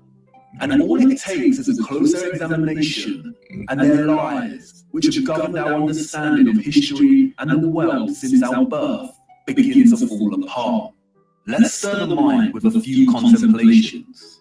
We are told that the first true power tool was invented in 1895, when a German company combined an electric motor with a manual drill. The drill weighed 16.5 pounds and required multiple operators. It wasn't until 1957 that a company called Bosch began designing power tools in bulk that were both economical and powerful. So then how did our historical ancestors, a more primitive, underdeveloped people, design and build some of the structures we encounter? What about all the gigantic monolithic stones we encounter that have been cut with such precision? Ask yourself, could you repeat this today with the arsenal of equipment we have at our disposal? And what about the magnificent ancient stepwells of the East? Stepwells, we are told, were multi-storied wells built by our primitive ancestors as ways to preserve the water supply during droughts. But look at the intricacy and complexity of these structures. Look at the glory and the finesse. Look at the geometric precision. All dug out and crafted from using hand tools. Yeah, right. What about the gigantic canal networks we find all over the world? The Erie Canal in America was allegedly built between 1817 and 1825. There were no civil engineers in America at this time. The people responsible for planning construction were novices, we are told. The canal is 12 meters wide and 4 meters deep. The Erie Canal spans 363 miles. But this was not just a case of digging each day for the Irish immigrants and their oxen and companions. They had to fell hundreds of trees as they passed through the virgin forest. They had to build complicated aqueducts. Why is it echoing? And they had to pass through the Niagara Escarpment. Hang on, let me test something out here real quick. All right, I'm sorry. Wall of hard limestone. There it is. To use black powder to blast through this, we are told, as dynamite had yet to be invented. The canal spans 363 miles and was constructed over an 8-year period. This means that on average, 1 mile was completed every 8 days. What a record, especially since those responsible were novices, and power tools and dynamite were yet to be invented. I can tell you now, the so-called early settlers of the Americas did not build these canal systems. And what of the grand and magnificent castles scattered across our realm? Did you know that most were designed and constructed without plumbing systems and methods to heat rooms properly? The royal and the elite of the past were content without having the accessible necessities of survival just as long as they could live within the grand and the glorious, while the peasants, in their modest abodes, enjoyed warmth throughout the long dark winters? I don't think so. And of course, there is the impossibility of the Great Giza Pyramid Complex. The pyramids, we are told, were constructed somewhere around 2500 BC. The Great Pyramid itself consists of 2.3 million blocks of limestone and granite, and its overall structure weighs 6 million tons. The largest granite stones weigh between 20 and 80 tons each. 20 tons is 20,000 kilograms. These blocks were carved from quarries with copper chisels and allegedly transported from 800 kilometers away. The so-called experts can only theorize that a vast amount of slave labor was required. Being gullible and falling for the official narrative of slave labor is one thing, but can someone please explain how the air shafts of the Great Pyramid align so neatly with the circumpolar stars? And then there is the curious case of star forts, or what the official liars of the world call bastion forts. Developed in the late 15th and early 16th century, these forts, we are told, were designed during an era of gunpowder and the cannon. The geometric design offered a nation's military protection against blind spots during conflict. Of course they did.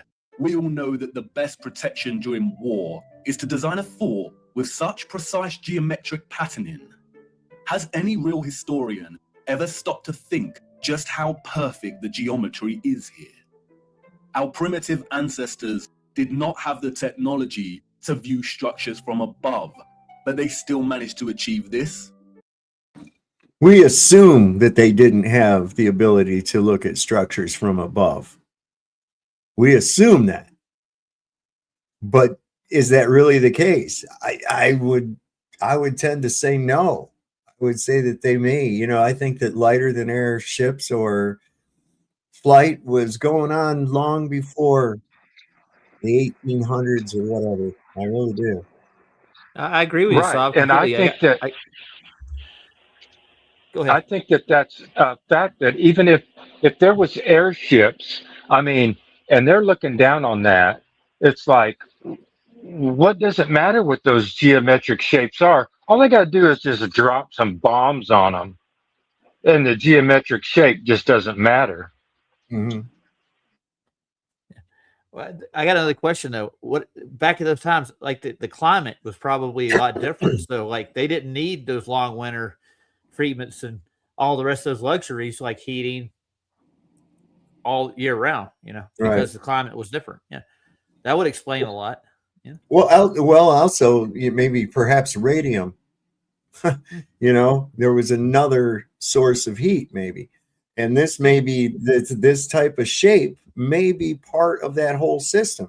That we call this a fort, but is it really a fort? Is it really a fort? Why such precise geometric patterns? And most of the time, these things are near water or have water running through them. Which is another thing that's with these that's part of this whole structure system that I think there was. Could it have been used later on as a fortress? Perhaps. But I think that these were some kind of energy harnessing structures, is what I think. And that some of the components have been removed and we'll never know what they were.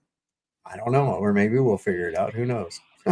Well, it could be like, how this is just came into my head. You know how like the stealth fighter and that has different kind of shapes to it. I mean, in that having energy, we'll just say, like you're talking about, it could redirect it, right?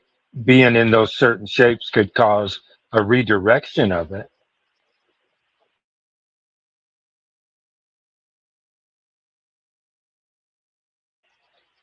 All we can do is investigate, you know what I mean? I didn't know I was muted there for a second. I have to do that when I play this, otherwise that's why you were getting the echo, so I have to mute my mic when this is playing, because this is on my media player. Give me strength. There is no way. We could not produce such perfect geometry on this scale today. We've been fooled once again. We have been indoctrinated with a false historical narrative and timeline.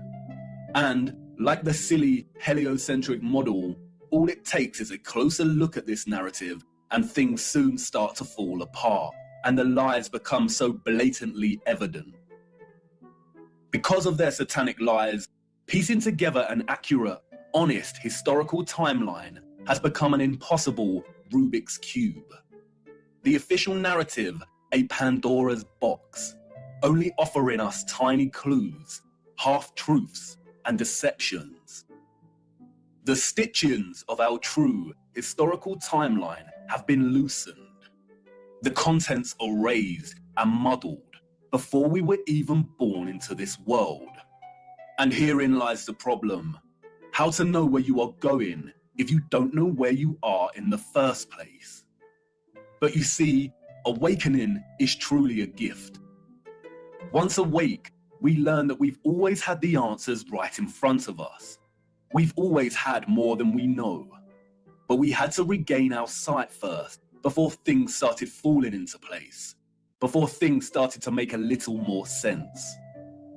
And here we are again, viewer. at the precipice of another great journey. What if I told you that before us there existed a civilization that was responsible for the most advanced technology ever developed, and that it was their understanding of the workings of our flat realm that was key to their innovation? And what if I told you that it is highly likely that our true history as a people only begun just over 200 years ago? Would you think of me as mad once again? Do I sound as preposterous as when I first told you that the earth is flat? Perhaps. And that's why I need to show you. What I hope to show you is one of the greatest cover-ups of all time. It is on par with the heliocentric lie in its enormity and the impact it has upon humanity. And, as I will try to show you, it is inextricable from the true nature of our flat realm Earth, and you cannot understand one without understanding the other. We cannot waste time, for we must journey in search of lost time. At its heart, this is a story about deception. It is also a story of endings and beginnings, of death and rebirth. And please bear with me. Due to the deceptions and falsities underpinning our historical narrative, this story cannot be told in a linear fashion. We need to go back and forth in time to really draw out something that brings us a little closer to the truth. It is also imperative to understand that, like much contemporary science, history as a discipline was corrupted a long time ago. At its most innocent, a lot of established historical narrative is guesswork.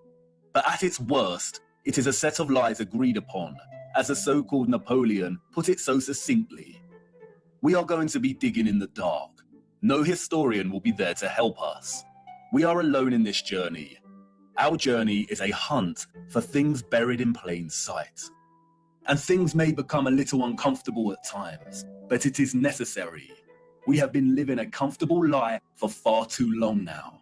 Come on, jump in and put your seatbelt on. For to understand our place in the world, we need to do the unthinkable. It's time for us to take a journey back to the future. Hey, Saab, I had a quick question. You don't mind? Yeah.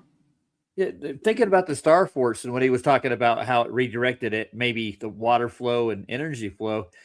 If the whole mechanism's out of order, wouldn't it throw the balance of nature off somewhat? Maybe there's something missing in our realm that would actually, if you piece it together with those Star Force, there's the technology kept things in balance.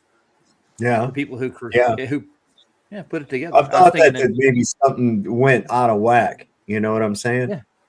Like instead of that, at one time there was exactly 360 days, you know, and then something fucking screwed it up or something, and it turned out. You know what I'm saying? Yeah, I was going to say Zionism. No, nothing like that at all. Greed, the fall of man. Yeah. Yeah, but you don't think that maybe it's just, what are you talking about, Star Fort? Yeah, like basically there's more to the mechanism that's missing now that was actually part of the realm that kept the nature of things in balance, like weather, temperature, controlling. Changing things to throw other things off. I get you. They put it out of balance, man. Yeah. Yeah, imagine if all those redwood trees weren't cut down. No shit. No shit. Dude, there's pictures from like the early 1900s. They were cutting those things down by hand. Yeah, It's like I've been to saws long as a truck. Up in Humboldt County, there's a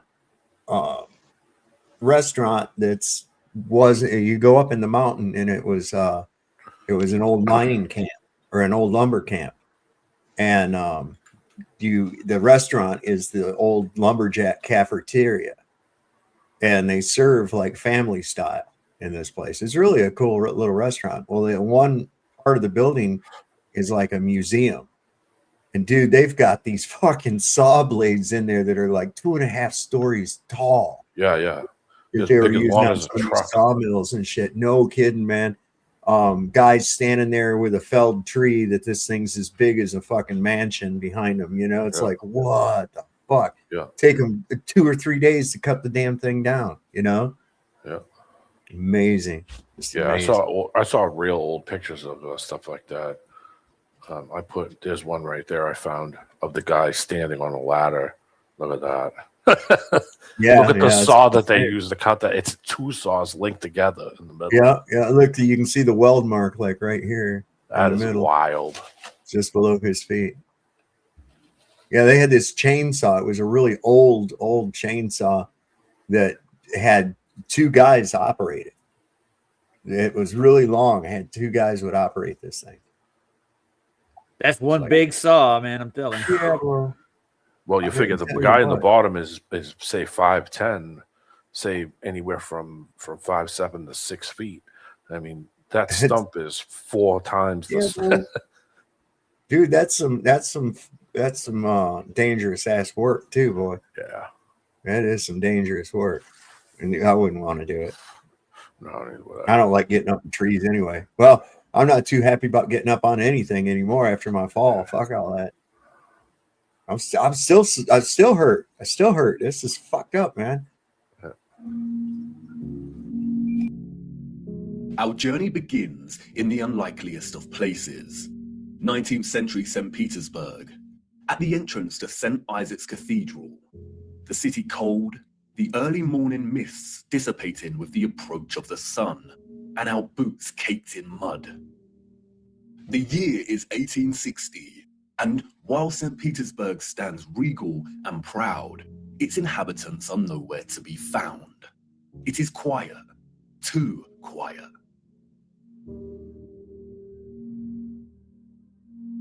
The population of St. Petersburg in the 1860s was, we are told, roughly 500,000 people, and yet there is not a soul in sight. Where is everybody?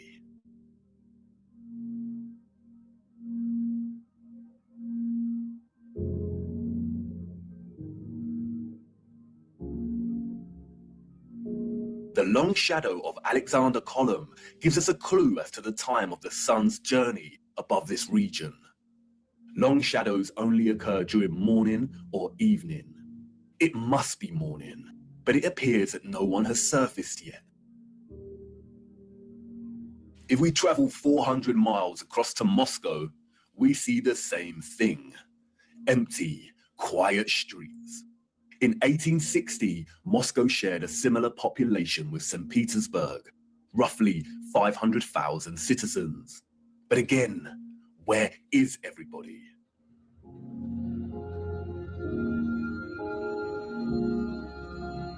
What about the rest of the world during this time period? Edinburgh, Scotland, 1840s.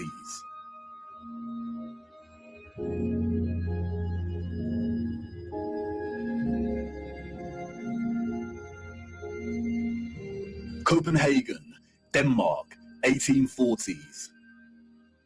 Dresden, Germany, 1860s.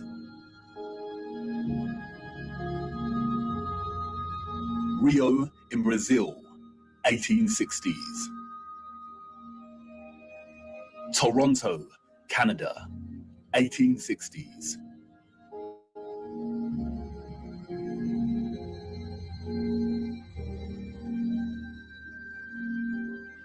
Athens in Greece, 1860s.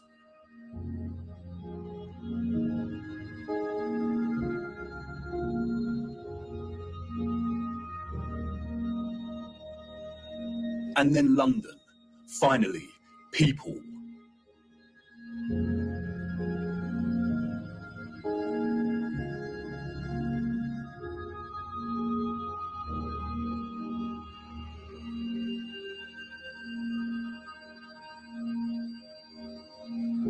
And what about Paris? People, life.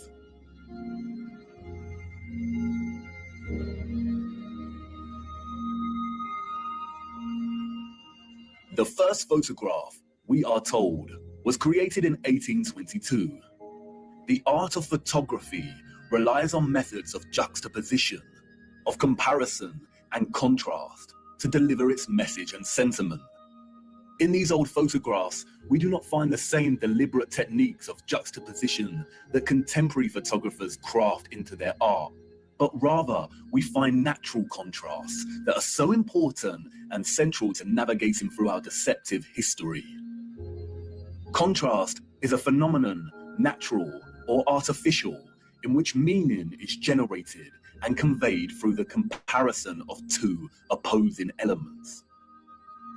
When looking at 1860s Russia, there is an immediate contrast between the lack of population and the sheer size of these cities.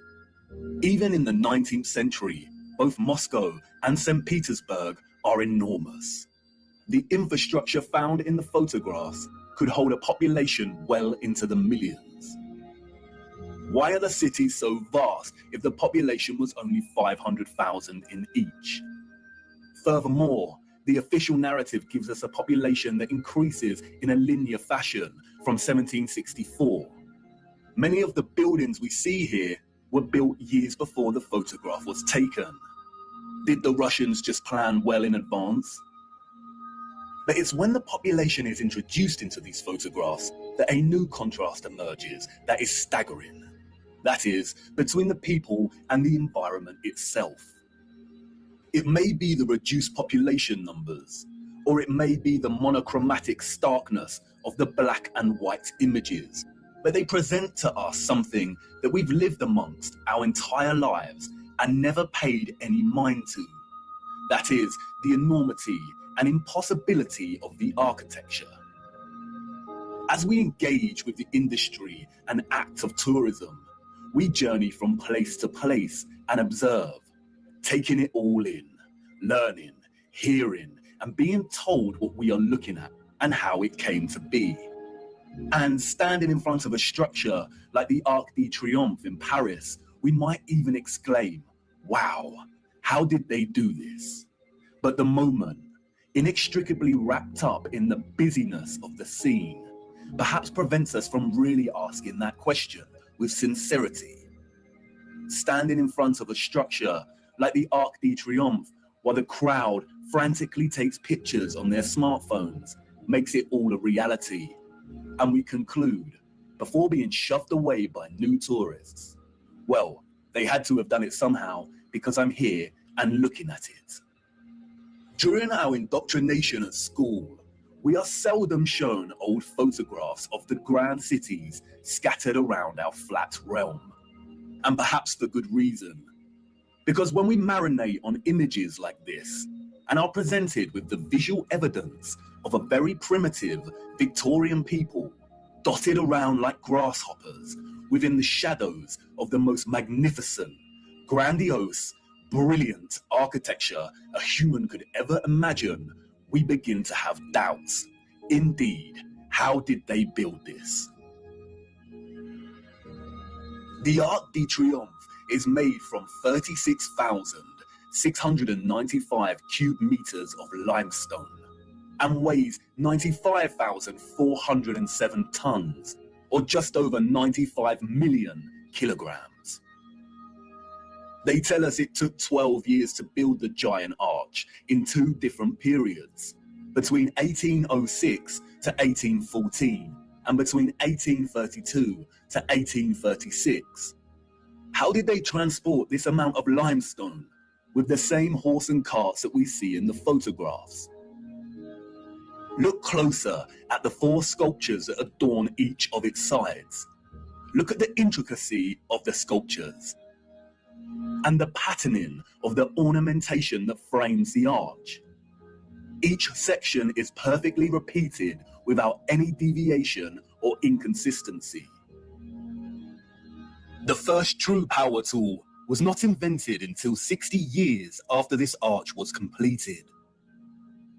They tell us this was crafted by hand. Is that even possible? And then there is the ceiling of the arch. Immaculate, 3D sculpted roses, perfect in their geometric symmetry. The nuance of the detail and finesse of each petal and cross-section borders is overwhelming. Look at the rest of Paris during this time.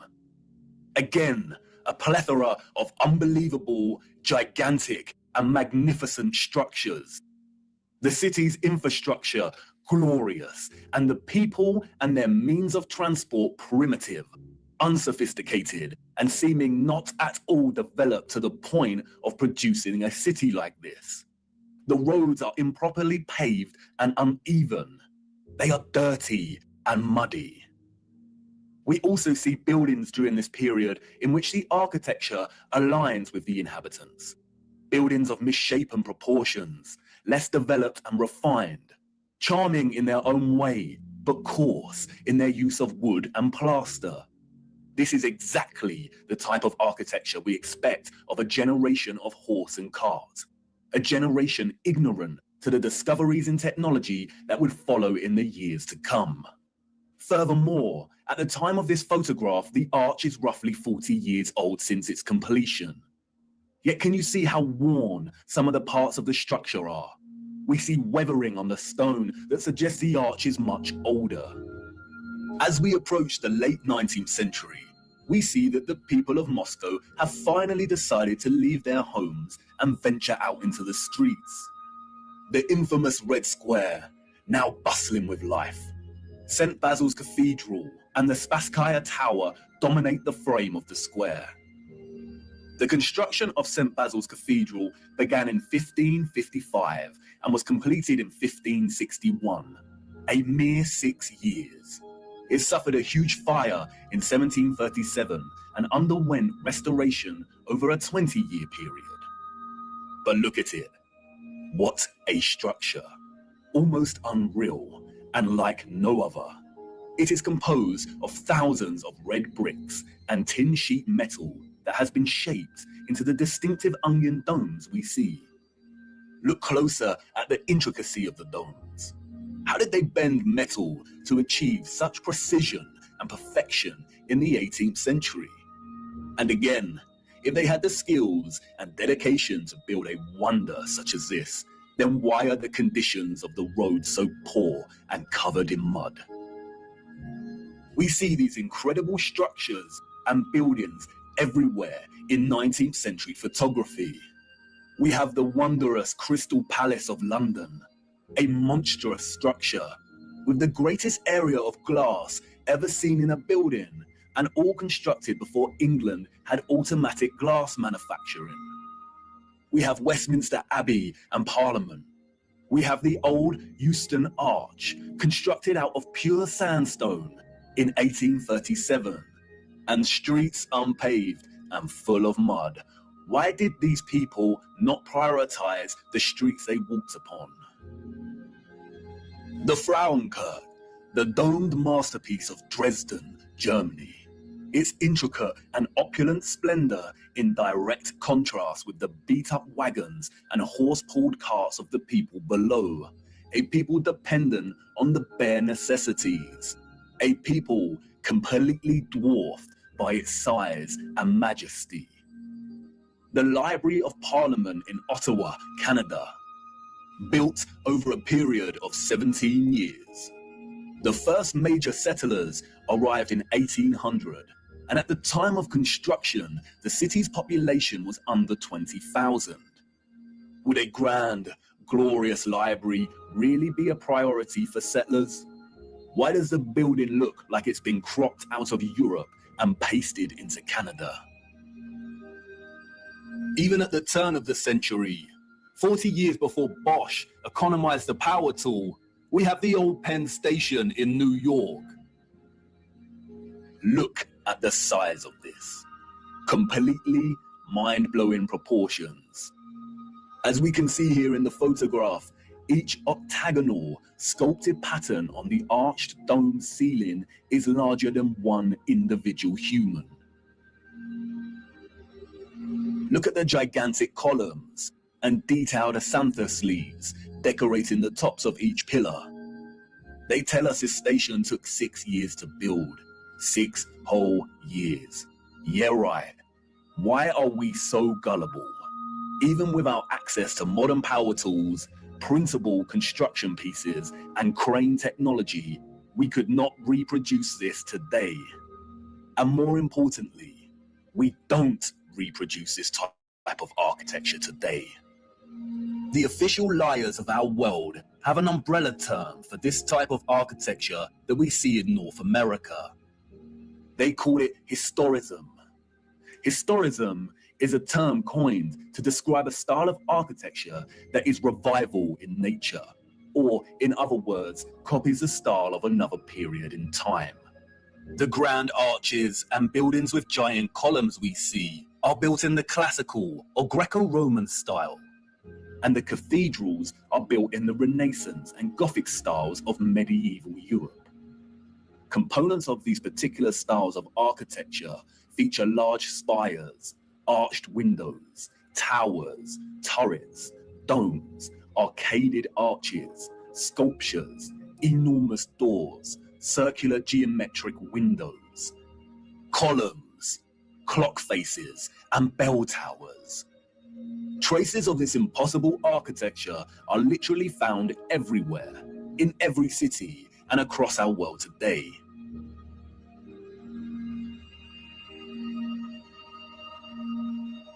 Some preserved and maintained, like the Parisian Arc de Triomphe and Notre Dame, and others lost and long forgotten to time, like the Euston Arch and the Old Penn Station in New York.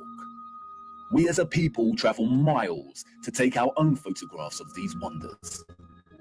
But the photographers of the 19th century gift us with something they would never have expected to give a future generation: perspective. We see a primitive people against a backdrop of clearly advanced architectural infrastructure. The official historians of the world tell us tales of Darwinian evolution and progression between time periods. The people that came after were always more advanced in their ways, refining and redefining the methods of the generation that came before. If the height of innovation and industry during the 19th century was still the horse and car as a means of travel, then, as these photographs tell us, this style of architecture was just as impossible for those living in the centuries before it. Anyone with a predisposition for thinking and questioning can immediately sense when looking at these photographs that something is rotten in Denmark, that something is off with the mainstream historical narrative, that something is not adding up. In a panoramic image of San Francisco in 1877, we see a collage of historicist architecture. We see columns adorning the entrances to very regal buildings that stand out like sore thumbs from some of the timber shacks surrounding it. We see Gothic spires and towers in the distance. We see domed cathedrals and buildings. We also see just how sprawling and huge the city has become. In 1846, there were under 500 Mormon settlers living on the area of land in which we now call San Francisco. It was frontier land and ready for the taking. Between 1848 and 1849, with the start of the California Gold Rush, the population increased from 1,000 people to 25,000 people. 28 years later, this panorama was taken. The population at this time, we are told, was getting close to 200,000. Who in their right mind would believe this story? Does this look like a city of 200,000 people without any modern technology, power tools, automatic manufacturing, electric motors? A people in a strange, unfounded land, just making their mark. Do we really believe that a burgeoning people will build this entire city in just 30 years? And again, such quietness, such stillness. This is a photograph of an empty city. Where are all the people? The shadow of the post here tells us that it is not the early hours of the morning. Short shadows only appear toward midday. A city of this scale at noon should be bustling with life. But there is not a single person in the shot of this panorama. The only life we see is that of a horse without any master in sight. It seemed highly unlikely that all the people were told to stay indoors because a cityscape photo shoot was taking place. And this silent scene becomes all the more eerie when we consider that there is intention behind the lens. Someone was there, standing at a vantage point and taking this photograph. But who and for what? And what are the chances that in the 19th century, during similar decades, we South see Echo was back. Russian, European, and North American cities photographed like this?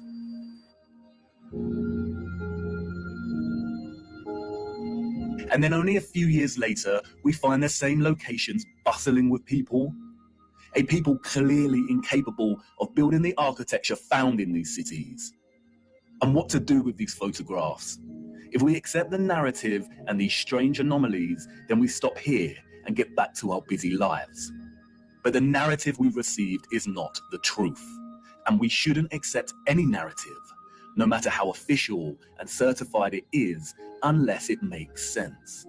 The people we see in these photographs and their early ancestors could not have built the magnificent architecture we see. It is an impossibility. Come on, jump in. We must venture further into these cities and look a little closer. There must be some clues waiting to be uncovered that helps us understand why these cities are empty. Wait, what's that you say? You want to wipe the mud from your boots first? Do not bother. It's a waste of time.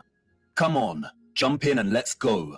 For it is the mud that offers us some small clues as to what could have occurred during this time period.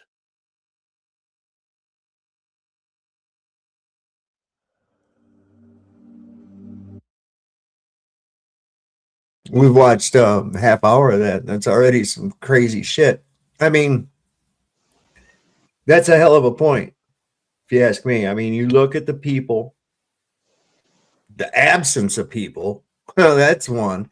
Where the fuck, how do you get a whole city to stay inside around noon or 1 o'clock in the afternoon to take a huge picture like that?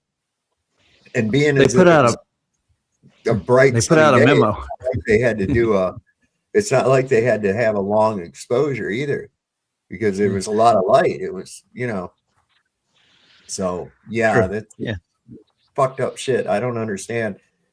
And what they said, 500 Mormons went out there, and next thing you know, they've got 200,000 in a city and all this other shit. Come on, man.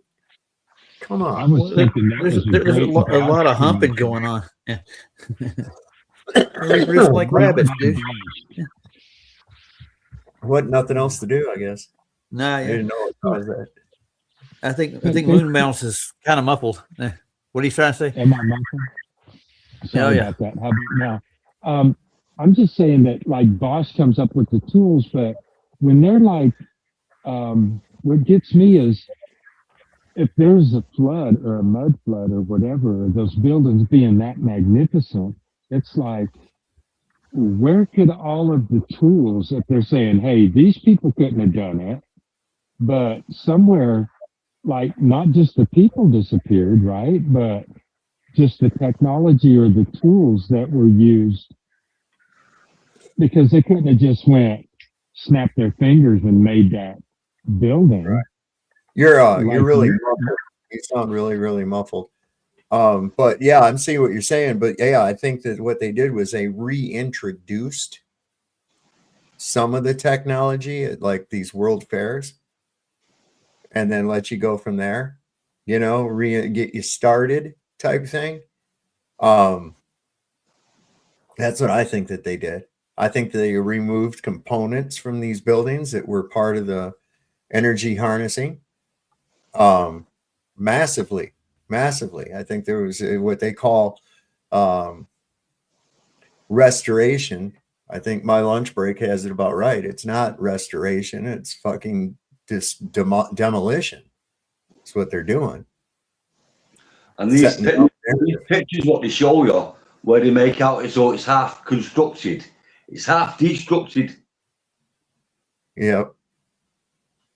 Oh, I'm sorry. I didn't realize I was muted. I have an example, actually. Galveston, Texas had a hurricane in 1900. And in Galveston, they said after the sea, they made a seawall after the storm, of course, and they undertook the raising of the grade. It says the original elevation of that portion of Galveston Island averaged around 5 to 6 feet above mean low tide, and after the elevation varied from 8 feet on the bayside and waterfront to about 20 feet. So they literally took the houses that were there and jacked them up on stilts, then brought in all the crap and just raised the grade up so that way it wouldn't have you wouldn't get the sea effect, with the sea washes and all the shit. And yeah, it's a real thing. Wow. So I mean, I'm sure that's why it probably explains like you see a lot of really old buildings that have windows that are below the sidewalk. Mm-hmm. I mean, maybe the grade around it changed, and not the building itself. The building was where the original grade was, but they built streets up and added shit to it and built it around it.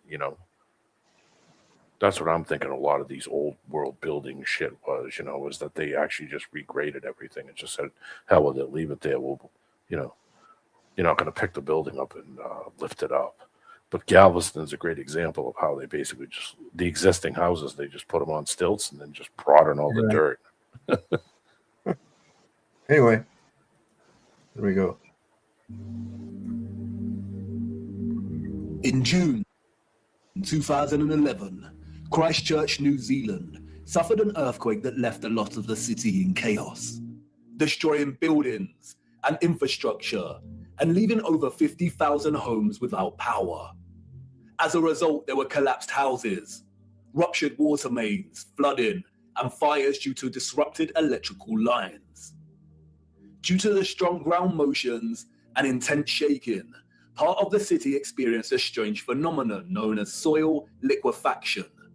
Sand boils emerged from asphalt roads, toppling and sinking cars, and causing boulders to fall from hills, resulting in more home damage. Soil liquefaction occurs when saturated soil loses its strength and stiffness in response to an applied stress, such as shaking or other sudden changes, such as a strong explosion. Loose, saturated soil or sand has a tendency to compress when a load is applied. But in the event of a stress, such as shaking or an explosion, we see the opposite. The soil tends to dilute, and the result is treacherous quicksand or quick clay. The land turns to liquid, causing structures of heavy mass, such as buildings, infrastructure, and cars to start sinking, topple over, or collapse. It can also affect dams and bridges. Turbidity currents can also form huge landslides that are impossible to stop. In the worst case scenario, entire cities may be destroyed. As you can see, liquefaction can move entire areas of land. The mud can rise dramatically and rapidly, and its destructive force is unstoppable. It is a well-documented phenomenon. The 1964 earthquake in Nagata, Japan, caused liquefaction, and we can see the effects very clearly in these photos. The same here with the 1964 Alaska earthquake. Buildings toppling, cars sinking, infrastructure collapsing. Once the stress has subsided, the soil begins to solidify once again, and we can see the aftermath. Uneven, muddy streets remain where there was once road paving. Returning to photographs of 19th century cities, we see a similar situation here. The roads are unrefined and full of mud. We see unsophisticated, uneven, coarse, and muddy roads everywhere. Real quick, did you see the water line? Hang on. Ah, shit. Anyway, I saw a water line on that one building, that they were just showing with the mud streets, and you could see a water line. It was about halfway up to the first window, or what would appear to be the first window. Yeah. So you think that maybe that the floods have been occurring over and over again to the point where it caused a liquefaction on a regular basis? Maybe. The tides would come in. Yeah. Maybe somebody fucked with the energy grid that they had here, and it fucked with the weather by doing it. You know, I don't know. That's kind of what I was thinking earlier. Yeah, that's what they do now. Yeah. Even Why just not? that picture there, even just that stretch there, that is more than these people who are supposed to have built that can comprehend. True. Big horse and cart people. Sure. Absolutely. Yeah.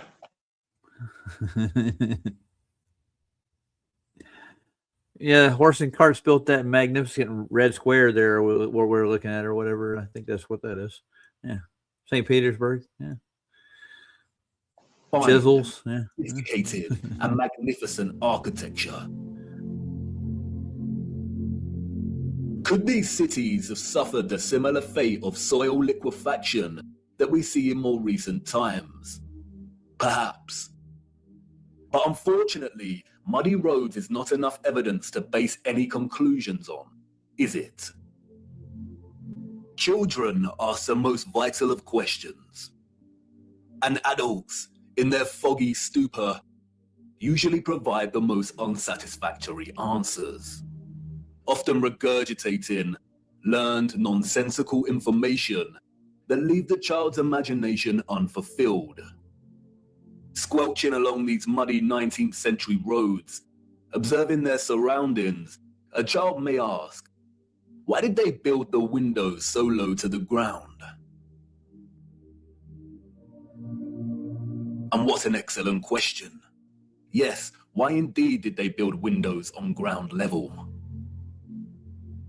For you see, the people we see in these photographs, sadly, did not build this architecture. And maybe some of them, at some point in their busy day-to-day life, ask the exact same question. We see it everywhere. Windows at ground level.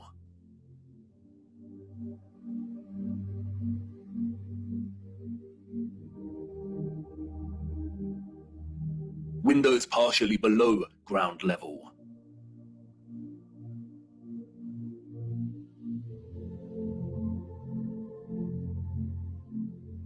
First floor entrances raised from the ground level.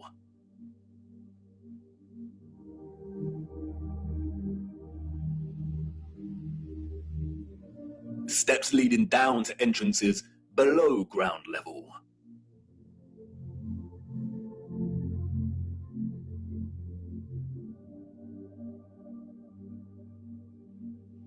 We can find this in almost every major city across our realm, in both old photographs and when we walk in the streets today.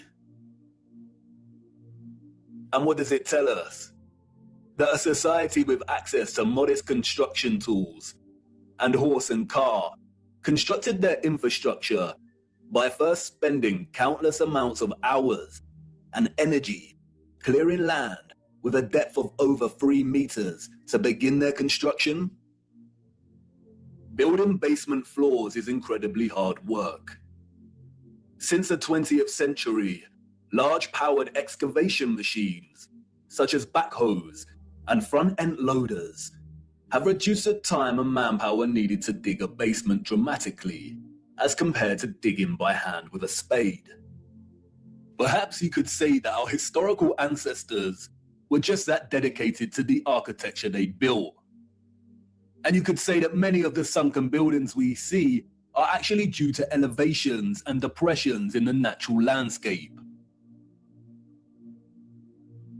The official narrative, which is always full of inconsistencies, perhaps would suffice if it was not for contemporary excavation.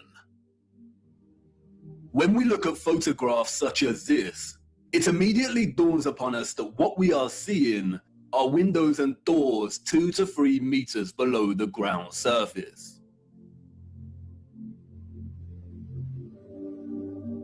Why are there windows and doors underground?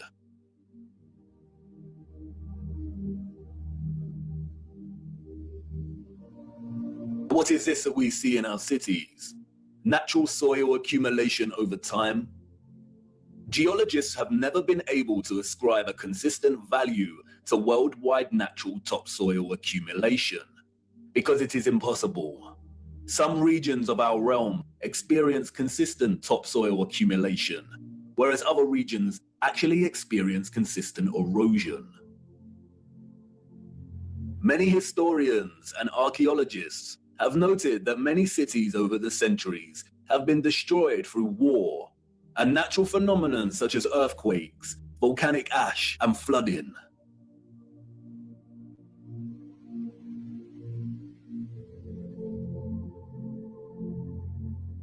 Aren't these just the layers of previous civilizations?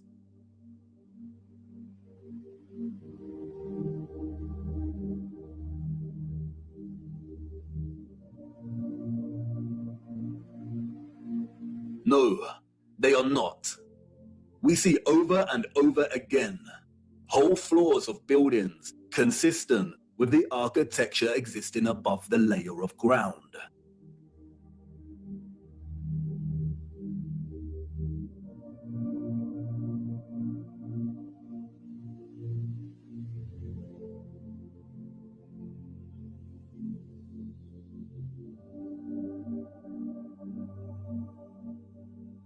You see, what lies beneath is not the unfamiliar traces of previous generations, but of the same generation that built these structures. And once you really see this kind of sunken, buried infrastructure that exists in such prevalence across our world, you can never unsee it.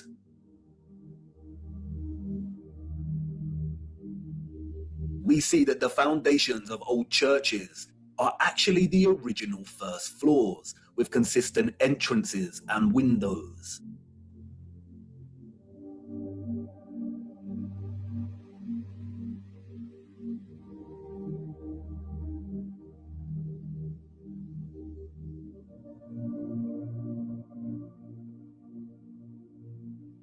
We see mosaics unearthed. We see pillars, columns, and arches that were originally much larger, and it was the layer of soil that reduced their size, as if they weren't big enough to begin with.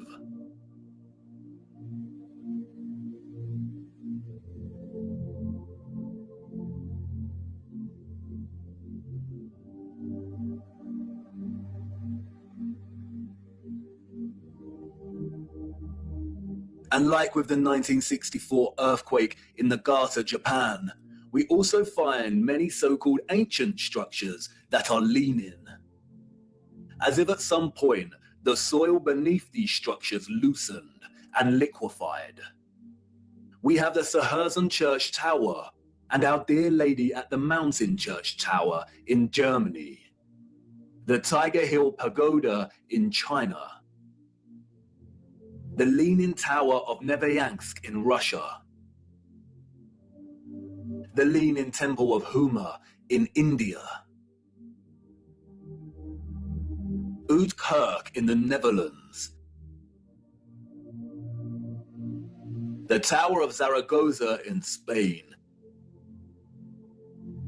and, of course, the Tower of Pisa. The official liars of the world try to justify the buried and tilting structures we see, filling our heads with stories of antiquity and ever-changing geology. But it becomes trickier for them when we turn our attention to America. If we are to believe their narrative, then all of the buildings we see in 19th century photographs of the burgeoning American cities are newly constructed. Why do we see famous structures, such as the Washington Capitol building, with consistent infrastructure that buries very deep into the ground? And again, the inconsistencies do not add up. Why would an underdeveloped people waste resources, energy, and time constructing the foundations of the Capitol building to be consistent with the column style we find above the surface? The foundations did not have to feature columns. Columns, we are told, are a stylistic choice. not a functional one. So why would they do this? In a nutshell, they wouldn't.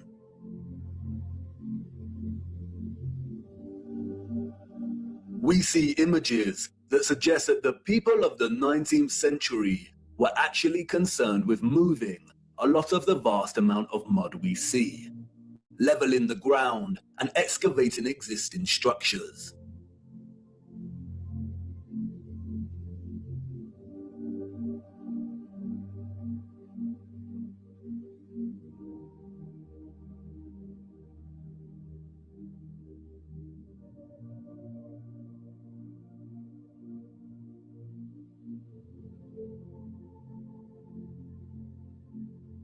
The consistency and prevalence of buried architecture across our realm indicate that whatever happened was a worldwide event, despite regional differences in natural topsoil accumulation and erosion. And there is no official narrative explanation that justifies the buried architecture we see. No explanation provided to justify the amount of mud we see in 19th century photographs of our cities.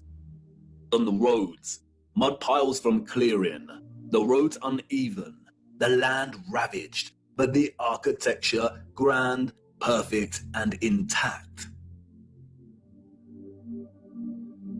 Applauded by literary scholars for his use of fog as an opening simile and metaphor to paint a portrait of London as a corrupted hub amidst burgeoning industrialization, many often overlook that Charles Dickens's 1852 novel Bleak House actually opens with a different image. London, Michaelmas term lately over, and the Lord Chancellor sitting in Lincoln's Inn Hall. Implacable November weather, as much mud in the streets as if the waters had but newly retired from the face of the earth. Liquefaction caused havoc across Christchurch and the Garter. But these were isolated earthquake events, and only portions of each city were affected. It is not possible for there to have been huge, simultaneous earthquakes around the world during a similar period. Or is it? Even Wikipedia tells us that liquefaction can occur naturally or artificially, from an earthquake or other sudden change in stress condition. Even if this was the case, we do not see the same structural damage to the buildings in the 19th century like we do in cases such as Christchurch and the Garter. Most of the buried architecture we see is intact. It is either sunken or the ground level has been raised at least 3 meters, sometimes in a uniform manner, and other times partially buried in rolling mud hills, as if there were huge landslides. The strange case of the buried architecture provides the following conclusions: that what lies beneath are not the remains of previous civilizations. More often than not, the buried structures are consistent with the architecture we see above ground, that the structures are much larger than originally suspected, and therefore they are even more of a construction impossibility for a Victorian generation of horse and car, and those existing before them. That natural topsoil accumulation and soil liquefaction are not satisfactory explanations for what we see here. Whatever took place had to be something much larger and widespread, such as a natural or artificial earthly cataclysm of sorts. As many of the photographs show, many citizens of the 1800s were responsible for moving much of the mud, leveling the ground, and excavating buildings, which suggests that whatever happened had happened very recently in their past. The complete absence of a reasonable mainstream justification for the buried architecture we see suggests that the controllers of our realm are deliberately trying to hide whatever happened.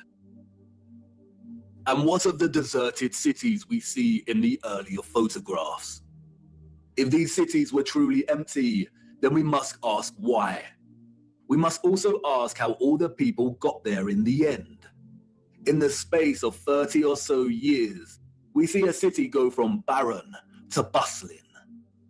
Interestingly, it is Charles Dickens and 19th century literature more generally that offer some clues. Two central themes run throughout 19th century Victorian literature, that of marriage and female chastity, and that of orphans and adoption. Many of the fictional characters we've come to love over the years are orphans. We have Oliver Twist and Pip from Great Expectations. We have little orphan Jane Eyre and Heathcliff from Wuthering Heights. We have Mowgli from The Jungle Book, Cosette from Les Miserables. We have Heidi, Rapunzel, Peter Pan, Snow White. We have Tom Sawyer and Huckleberry Finn and Anne of Green Gables. And these books were of their time, as far as orphan prevalence goes. The only issue is that these novels romanticize the orphan as a figure dislocated from society by default, and therefore pave their life's path as one of unforeseen opportunity. This was not reality. The theme of marriage and chastity that we find in so many 19th century literary works, such as those by Jane Austen, the Brontes, George Eliot, Dickens, Thomas Hardy, Leo Tolstoy, Victor Hugo, and more, was nothing more than carefully disguised, well-written propaganda, with the sole purpose to solidify and justify a social value framework that would separate children from their mothers. Children born outside of marriage or wedlock were regarded as illegitimate, meaning they did not have a legal status. Illegitimate children was a serious stigma throughout the 19th century. The majority of employers would not hire women with an illegitimate child. Many unwed mothers with illegitimate children ended up without a home, in poor health, starving, exhausted. Their only place of refuge would be the workhouse, where they would carry out the most unpleasant duties. In some places, women with illegitimate children were singled out and had to wear a special uniform, which alerted everyone to their status as an unmarried mother or fallen woman.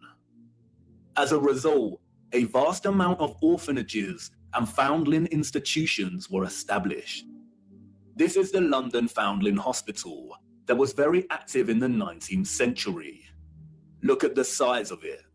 Charles Dickens was obsessed with this place. Inspiration, they say. The official narrative tells us that an estimated 4,500 women handed over their children to this huge building. But this was just one institution. Wikipedia gives us a partial list of over 64 orphanages that were founded in the UK during the 19th century. The list is only partial. The peculiar case of the vast amount of parentless children in the 19th century is well documented by many researchers. And most of them agree it is almost impossible to establish figures that really do justice to just how many orphans there were during this period. Their footprint did not enter the record books. It formed in the mud and was then washed away. It wasn't just the UK. This was a worldwide phenomenon. New York City had 4 foundling asylums alone that processed thousands of children annually. By the beginning of the 20th century, Italy was reporting 32,000 children per year. Spain and Portugal were reporting 15,000 annual foundlings. Before 1860, 374,000 recorded infants were processed by the asylums in Milan, Naples, and Florence alone. Historian David L. Ransell states that Moscow was receiving between 16 and 18,000 infants annually by the 1880s, and sending over 10,000 of these each year to outlying villages for care. In 1882, there were all told 41,720 foundlings from the Moscow home, living with 32,000 foster families, scattered throughout 4,418 villages. A dozen villages had over 90 fosterings each. One thing that is often overlooked is that there were a series of laws passed in the 1800s, making it almost impossible for unwed mothers to keep their babies. The 1833 Poor Law Reformation introduced bastardy clauses that shifted the entire responsibility for the illegitimate child onto the mother. Social stigma meant that she would not be able to provide care for her child and would be forced to hand them over to the authorities, or worse. Advertisements for adoption or nurse care became popular in newspapers. And, as many scholars have pointed out, these were a front for what was termed baby farmers, or paid murder. As Dorothy L. Haller states, the adverts may have been misleading to the general public, but read like a coded message to unwed mothers. No references are asked for, and none are offered.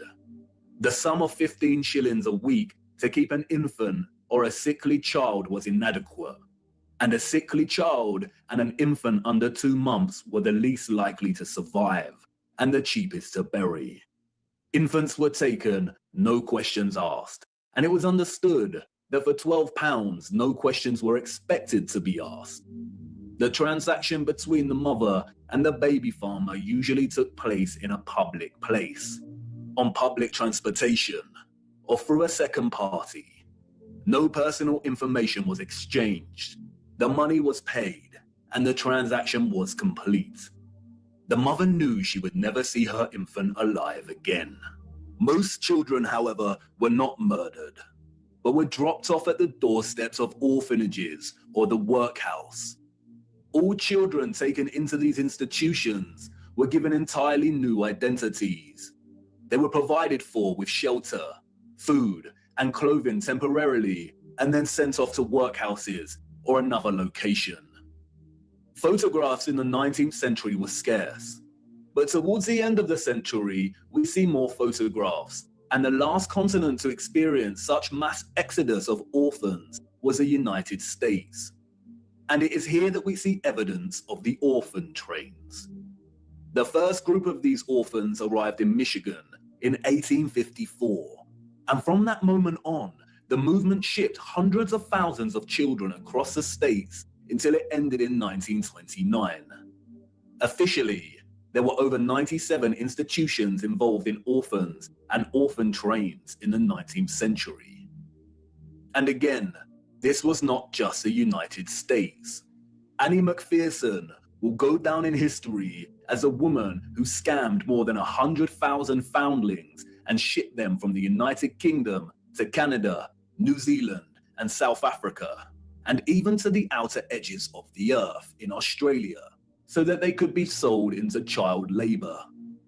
Why do we see so many photographs of orphans in workhouses? Why are they working with machinery created for adult use? Were there not enough adults during this time to carry out this work? And then there is the strange case of the burgeoning American amusement parks at the turn of the 20th century. In addition to rides and exhibits, many of these parks featured an unusual attraction: infantoriums. Visitors of these parks could stroll around with ice cream and swing by these stations, a visit equivalent to that of a fully functional neonatal intensive care unit, complete with incubators filled with sleeping, premature babies.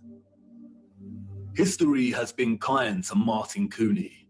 Touted as a hero, Cooney was the German mind behind the incubators. His first encounter with premature babies, we are told, was at the 1896 World's Fair. He knew immediately that the exhibition would save babies' lives. The technology to keep premature babies alive was expensive, and he knew the public would pay to see the babies in incubators. He would charge an entrance fee at the amusement parks to generate funds to help these babies live. Nurses tended to the babies as an enraptured public looked on. Like any other amusement, the premature baby exhibits included carnival barkers who tried to lure the public to come and see the babies. I don't know about you, but I find something very off about these incubators. advertised as featuring living babies. A lot of the fairs where Cooney showed his babies also featured eugenics exhibitions. Eugenics is a field of corrupted pseudoscience that endorses selective breeding to improve the genetic quality of the human population.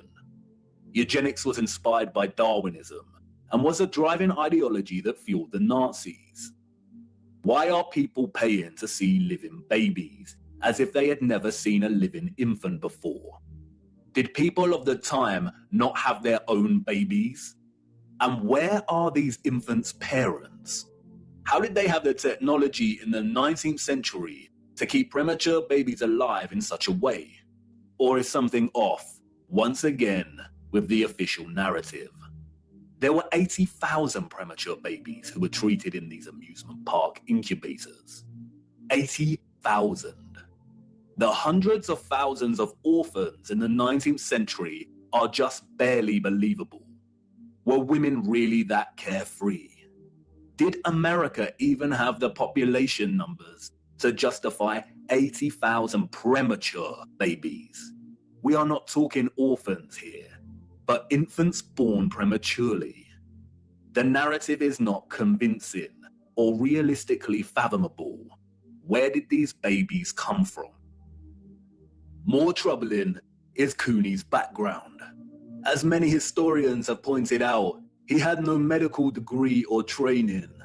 His story is a very similar one of unconvincing philanthropy that we find surrounding some of our contemporary figures today that also do not have medical degrees. And then there is Marie Dressler, a Canadian silent film and Depression-era movie star. She adopted one of these incubator babies. Celebrities and adoption. The official narrative conveniently leaves this out of her story and tells us that she may have had a daughter who died as a small child. But the photographs suggest otherwise. Did she adopt her incubator baby at one of these fairs? Were the fairs a front for illicit adoption of premature babies? Even if they were premature, did that mean they had no parents? Who owned and was responsible for these parks? And what happened to the babies once they grew and left the incubators? If something feels eerily wrong about the entire narrative surrounding these parks and orphans, it's because we are not being told the truth. Why were there hundreds of thousands of parentless children in the 19th century? Where did they come from? They were relocated all over the world. Europe, America, Russia, Australia, Canada. Why? Especially when most still had a living parent. If pregnancy out of wedlock was such a social stigma that resulted in such trauma, why would so many people put themselves in that position in the first place? Did the government really care about social morality enough to pass laws? And all the effort to build and maintain orphanages and orphan relocation networks, would this not burden governmental finances and administration systems? It certainly would have. But you see, there was a greater purpose behind the government's worldwide agenda: repopulation. The social narrative of chastity was nothing more than propaganda and justification for stealing children. The reason we see empty cities in the early 19th century is because they were in fact empty, void of population.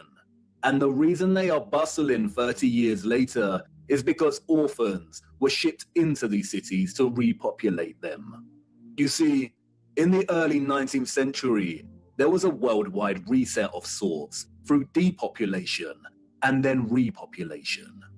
The people we see in these photographs did not build this architecture. They inherited it, along with a lot of mud. Not only did they inherit it without a clue as to what it actually was and who it belonged to, but they were unknowingly complicit in repurposing pretty much all of these structures.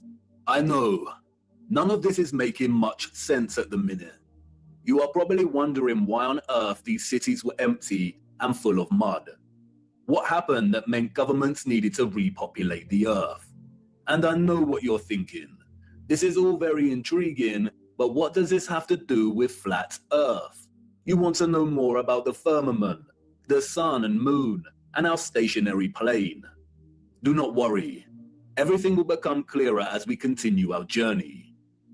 The prevalent evidence of buried infrastructure, coupled with deserted cities and a burgeoning industry of orphans, is just a start. These are all necessary clues, hinting at some kind of cataclysm, but the real story hasn't truly begun yet. The stage had to be set first, and now it is ready. And even if you cannot see it yet, I know you feel it, viewer. The deserted cities, the buried architecture, and orphans all signal a looming darkness. There is a great black cloud in front of us, and I won't lie, we are heading right into the heart of it. And like I said before, we do not have much time. Come on, it's time for me to honor my promise and take you back to the future.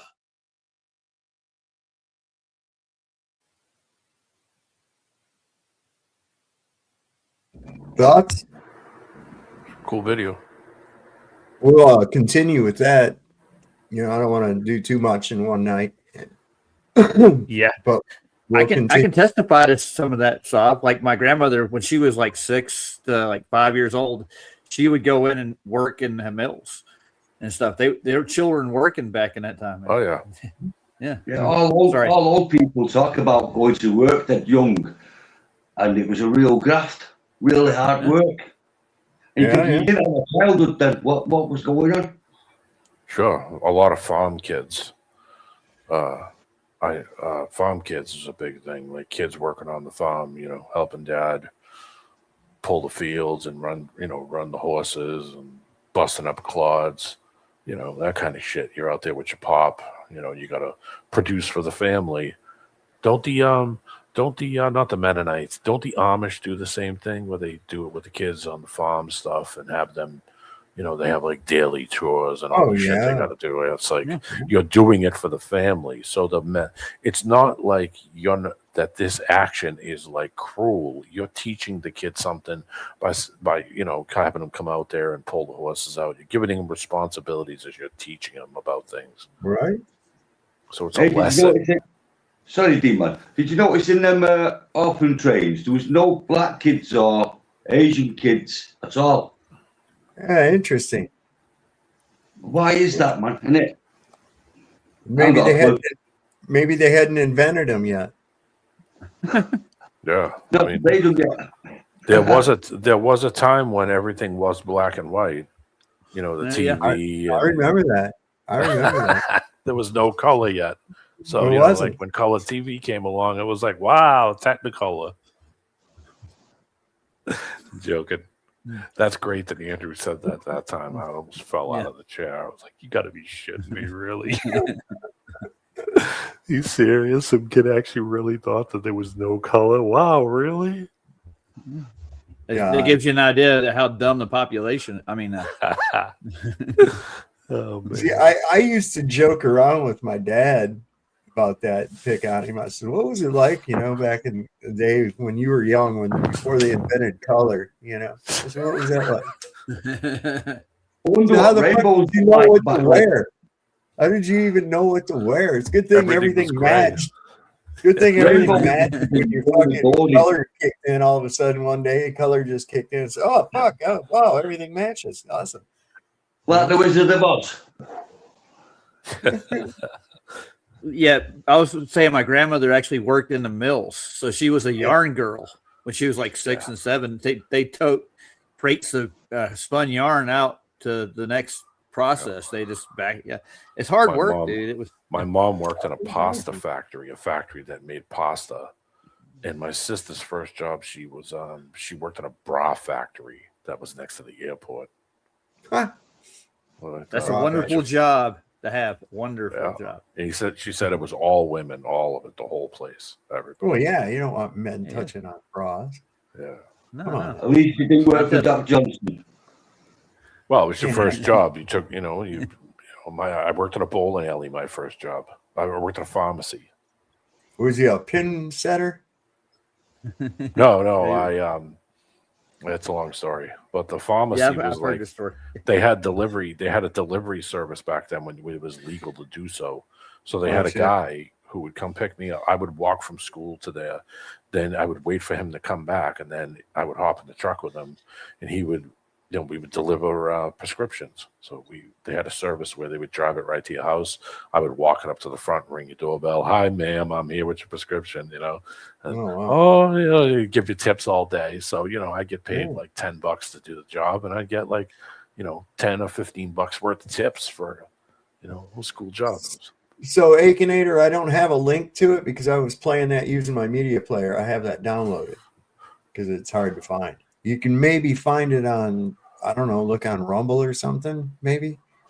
Type in Iwa Anon. That's his makeup. Oh, by the way, I just talked to Ryan. He said he just moved into a new place. Oh, yeah. Yep, he bought a house. At first, he told me the town, and I was like, what?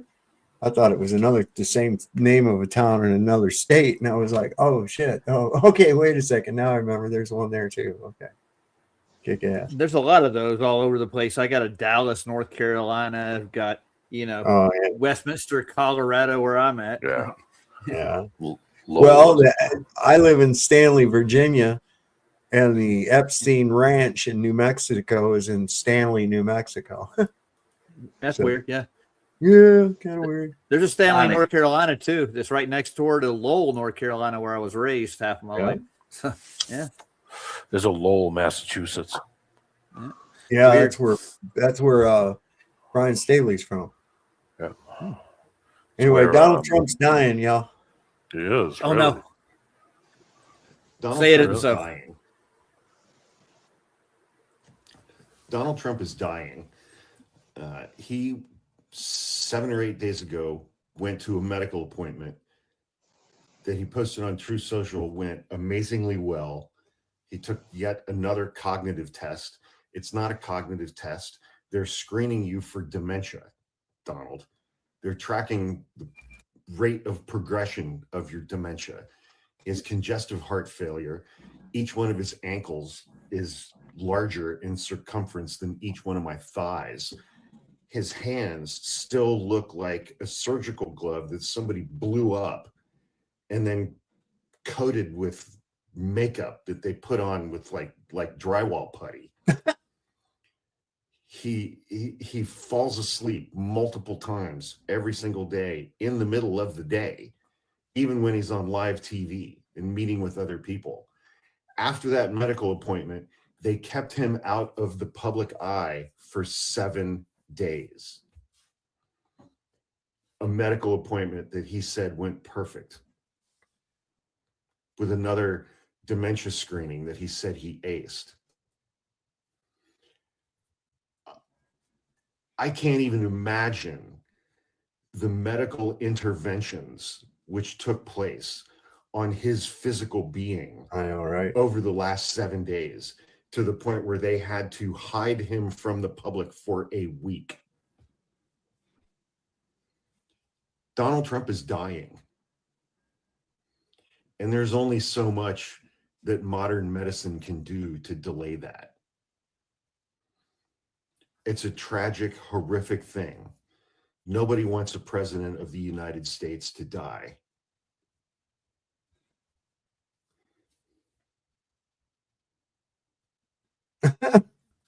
That's a long pause, It's a long pause. But Donald Trump is dying right before our very eyes, and they can only hide it for so long. Yeah, there's even people speculating that he stroked out on camera the other day. I'm telling you, I thought it would be this last month. I really did. I thought he'd be dead he wouldn't make it through this last month. But I'm not too far off. I'm not too far off on a shit like this, man. Yeah. That guy, Donald. Dozy Donald. Dozy Don. Dozy Don. Old Dozy Don. bullshit. We like it, Jed. High energy, Jed. Yeah, right. God bless America. Nobody Low will die energy, better Jed. than me. Yeah. They won't know. Oh. They'll have the gates wide open for me. The best that ever showed the Was involved in grabbing Tesla's paperwork. Yeah, you know. Yeah, that's Yep. bad, dude. Yeah. John. That's where Donald gets his middle name from, his uncle John, who was got a hold of all of Tesla's shit. So Monday, I told you about the House's NDAA, the defense bill that includes a sneaky little clause that merges our military with Israel. Well, get this. We found out today that the Senate has its own version of the same idea, except this time it's not just about weapons and factories. This time they're going after our intel. They're trying to tie our spy agencies now to Israel in a way that's going to be incredibly hard to undo, almost impossible. Buried under all the usual bureaucratic stuff, there's a line that should stop you cold. Title 6, Section 622. The United States Israel Intelligence Sharing Enhancement. The President shall expand and enhance intelligence sharing with the government of Israel. Shall is not a suggestion. Shall is a legal command. And it doesn't stop at send Israel more intel. They also make it hard to ever send less. Intelligence sharing and related security exchanges with Israel shall not be suspended, reduced, or otherwise materially limited except on the basis of specific identifiable national security concern determined by the president. That's lawyer language for you can't just turn this down because you think the relationship is bad. You have to check a legal box, write a justification, and report back to the same people who wrote the law. We're all bought off by Israel, by the way, and nobody voted for that openly. There was no national debate where we all sat down and said, do we want to reorganize our entire military and intelligence? So when Congress says build the future with Israel on the military side and expand and enhance intelligence sharing with Israel on the intel side, that's not partnership. That's not sovereignty. That is putting a foreign hand right on your neck. Like, you shall not have a choice. You're going to do it, buddy, whether you like it or not. Yeah. That's what I've said. They've gotten completely out of control. Completely. Yeah, man. Totally. When Gandalf said, "You shall not pass," he didn't. Oh, maybe I'll let you by. You know. He said, "Oh God." Hey, did you ever notice that it's hard to tell Caitlyn Jenner from Melania Trump? Are you getting fit as flat earther on us, Soft? Just saying, man. Okay. Could be. Saying it without saying it. Kind of like, you know, like you never see Brenda and Tune at the same time. Yeah. Her lips get bigger and bigger every video I see with her standing there. It's Sephora and Botox. The Mar-a-Lago Moocher. That's what that is. Go for Secret Service 1. He did what? You're fucking with me. Hold on, I gotta see this for myself. What the fuck? Trump, Trump, Trump, Trump, Trump, Trump, Trump. Everywhere I go, they love Donald, Donald Trump. Down in Mexico, they love Donald, Donald Trump. Flew to Italy, they love Donald, Donald Trump. In the Middle East, they love Donald, Donald Trump. Met some Africans, they love Donald, Donald Trump. Even in China, they love Donald, Donald Trump. This is just embarrassing. A 72-hour psychiatric hold? That sounds about right. Can someone say 25th Amendment, please? No, I got it. Yeah, I'll take him in. Yeah, I'm looking at him right now. Oh, Mr. President, it's time to take a little trip. Little handcuffs. Little That was handcuffs good for one. his little hands. Hey, they say about little hands, Soft. Just saying. Big heart, you know. Well, from what I've heard, Stormy Daniels has talked about that very issue right there and said it's like a little mushroom. Hence the dildo last stream. Yeah. Oh yeah, right. Yeah. God, it's life Oh. size. Just.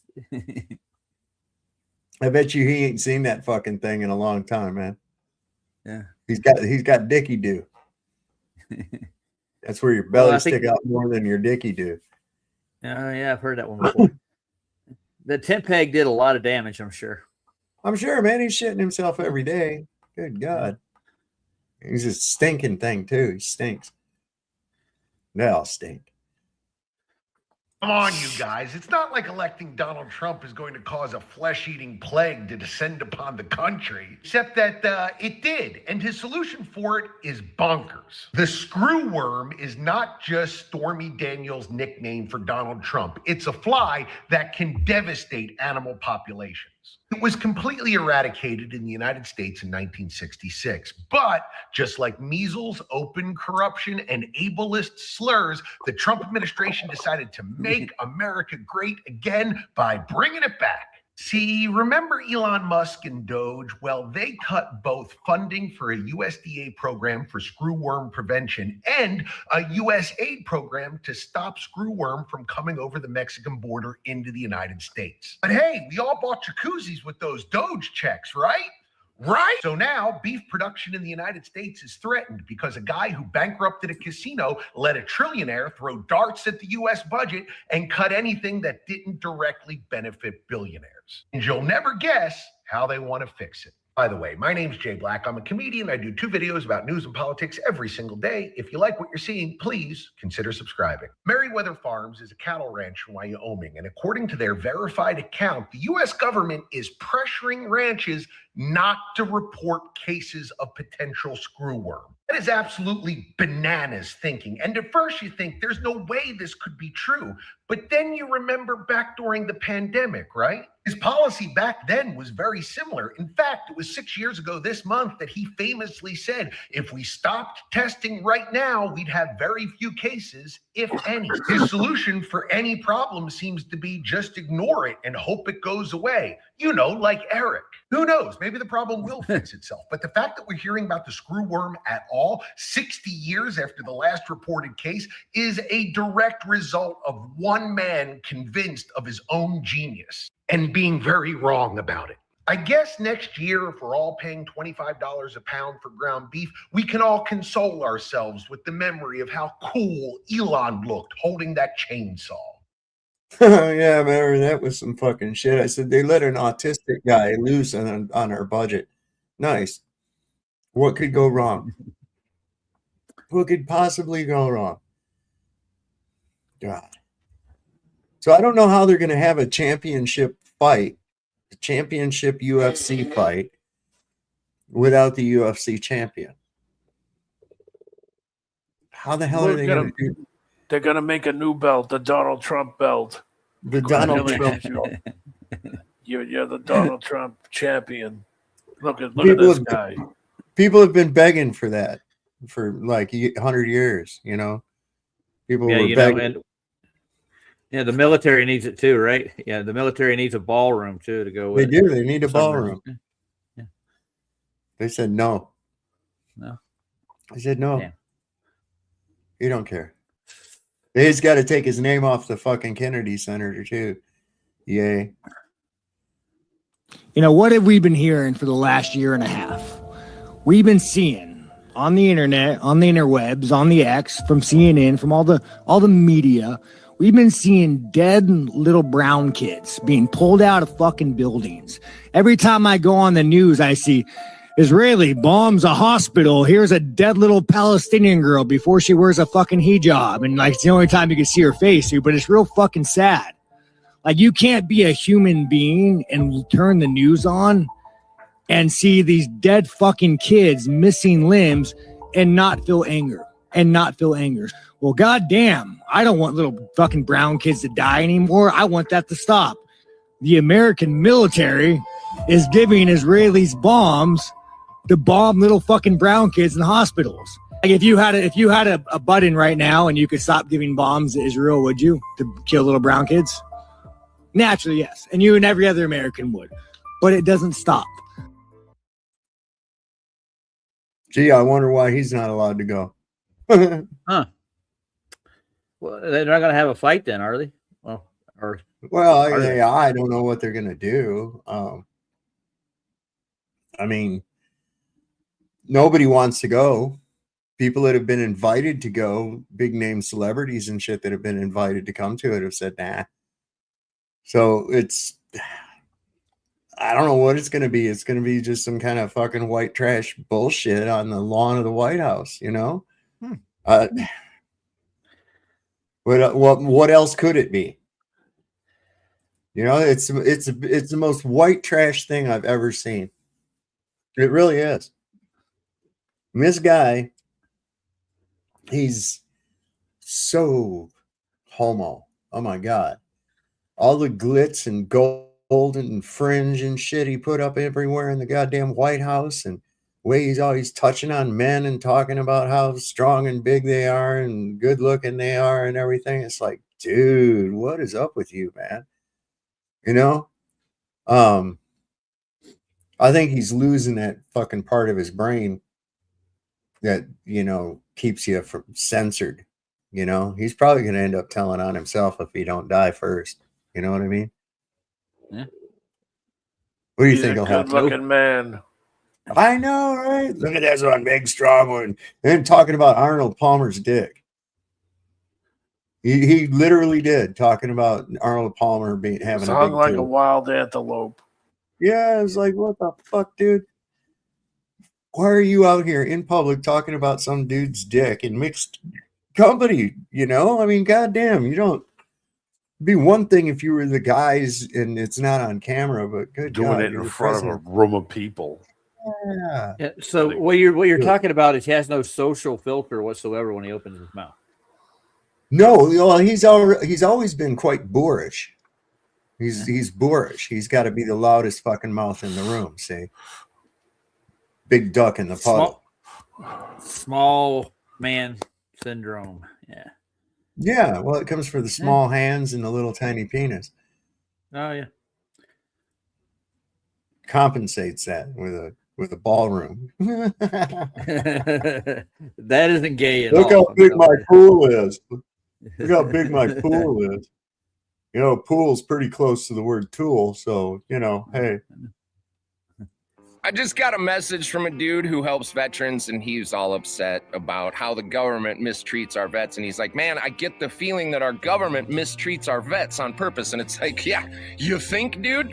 Why would our corrupt government mistreat our vets? Well, our vets are trained and have all the skills that would be necessary to deal with said corrupt government. So it is in the corrupt government's interest that our vets are not healthy and stable and able to organize. So yes, of course. But the second lesson is none of us should ever look to the government to solve any of our problems. One of our biggest mistakes as a society is being like, hey, this is broken. Government, can you fix this? I mean, just like this dude that got a hold of me. He's not a vet. I'm not a vet, right? And like, he's helping veterans. A lot of the organizations that help veterans, like, they are not vets themselves. Vets often for mental health, and we can all connect on this.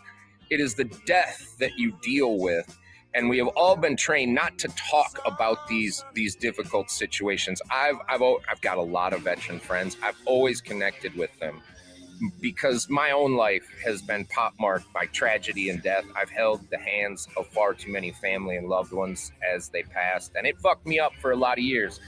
And the one thing that finally fixed me was talking to an old veteran, because I used to curse God for many years, and I didn't understand why he put me in a position to be alone with these people, with my friends and my family and my loved ones while they died. And I was like, why am I being put in these situations? And this old veteran said to me, he goes, you're kind of looking at that backwards. He goes, if you look at it from their perspective. He goes, you were there to hold their hand while they crossed over, and you made sure that they were not alone, and you showed them that they were loved and you cared for them. And like a light switch, it changed my entire perspective, and it allowed me to have some amount of healing and not be so angry and jaded. It's the reason I'm fucking angry and jaded. It's the reason I don't sleep at night much, and it's the reason like I always have to be doing something. I have to keep my hands busy. I have to keep my mind busy. I have to be doing something so that it's an early mechanism that I developed just to not get caught and slide down into the fucking bad thoughts. But we can all do this for each other. Many of my veteran friends, I can't even say like how many times we've sat around and just talked about the horrible things we've seen, and just simply talking about it. That is the solution right there. You often don't have to have this solution, but just simply talking about it and have somebody else being like, that is fucked up. That is fucking crazy. But it's that you have the ability to pull through that and that you are still here. And if you can use those stories to help somebody else, it's what gives you some feeling of like, I have taken this bad thing and made something good out of it. And we can all do this. If you know a veteran, just open that door to it. Like, no one lives forever. We all face the same reality that we're all going to die someday. And they have fucking trained us in this society to like somehow ignore death, or like that you're going to live forever. You're not. We are all at some point going to have to fucking let go of somebody we have loved and see them slip away. And you're going to have to deal with that. And that is one of the biggest things that many of my veteran friends fucking deal with. And I think it's what I'm hearing from a lot of you out there. It is that nobody talks to you. It was one of the biggest things, like in my life growing up. Nobody else in my family ever wanted to talk about the fucking death and the loss and the people that had been taken from us through just the way the universe fucking works sometimes, right? We have each other to fucking rely on. And moving forward, this is what we all need to do. A rising tide lifts all ships. We need to come together as American citizens and stop relying on this fucking corrupt government to fix anything or save anybody, because they're not gonna fucking do it. They're in it for themselves. Bypass them. Remove yourself from the matrix. If you want to help veterans, you all know one. You see one. You probably got friends. Talk to them. Ask them questions. If they want to talk, they'll talk. I know many of my veteran buddies like get calls from people they served with every now and again, and they help each other. That is where, and that right there, like most of the veterans I know, they didn't get help for their mental fucking dealings by getting prescribed a bunch of drugs. No, it was connecting with people who have those shared experiences, that ability to connect on emotional level about loss and tragedy and be like, hey, it's okay. We all deal with this, and there is always another day. And it is just pick yourself up and move on. One step in front of the other, move forward. We do this all together. We need our veterans. We need everybody in this. There is a fight coming. We're going to need everybody involved. That's what I got to say about that shit. Good luck to you all. Long live the Republic. I have to leave him a comment to turn that music fuck down, man. I mean, it's a good jam and everything, but come on. That's some crazy shit. Oh, here you go. I think a lot of people do that so trolls can't steal their content, basically, without not playing the audio. You can trim that out with software anyway, you know. Yeah. This is funny. It said that Bilzerian couldn't dream this in a fever dream. Listen to this.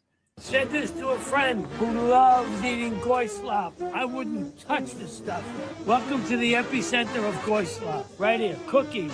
Look at all those ingredients. Anything over 2 ingredients is goy slop. Nothing but chemicals. It's no wonder that the goyim want the kosher food. Cheese swirl, go back to Wisconsin. This is the ultimate definition of goy slop. Tangy DNA of sando sauce. This is the holy food. Look at the kosher food. They're keeping it secret from us. You know why I made it to 86? Because I ate rotisserie chicken and Manischewitz borscht. This is chosen food for the chosen people. Special sugar, not the type that they use in the goy slop. I shouldn't be telling you this.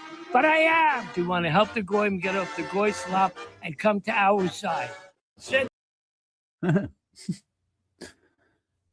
Goy slop is everywhere, isn't it, man?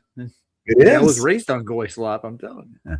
Listen, do you know how much of our food is actually banned in places in Europe? Oh yeah, cereals, Yeah, I know. ton of cereals. It's the We got preservatives and fucking the peanut sweeteners. dinner. And, TPS or TSP, trisodium phosphate. Yeah, DHT. What the fuck? is, That's in cereal. DHT What is is a that shit? preservative that's in a lot of shit that you can't get in Europe either. And you can go to any supermarket, look at any box of cereal, it's got DHT in it. Gives it a longer shelf life, but it fucking rots your guts out. Gives you digestive issues. You used to do like the trials. You're the guinea pigs. Well, I mean, industry has waste from producing things, and if they can turn that waste into something that they could, it's think about how long we've had, we've had all this stuff running. The waste from industry, it costs them money to hide it. How are you gonna, how do you repurpose something that's a waste? Well, that's what they do. Oh, we have this waste. Okay, yeah, let's turn it into something that we can feed it through you, the giant sponge, and that's basically toothpaste. Yeah, sell them. It's good for the teeth. So, I mean, Hey. So you're absorbing a lot of byproducts from other things, from other industries that they're repurposing, so they don't have to pay to fucking get rid of it. So they're cycling it through you, the giant sponge. It absorbs it. Just basically what it is. Byproducts. Up here they were caught doing that. Byproducts are good. Up here they were caught dumping PFAS. They were dumping that plastic. Plastic, some kind of byproduct of plastic production for like 35 years and dumping it in the rivers and stuff. Oh, yeah, that's to coat your innards so you don't ingest things properly, I think. Well, people going and eating the fish, going and fishing and through that water, and then, that's just industry. Sounds healthy. It Yeah. really does. Yeah.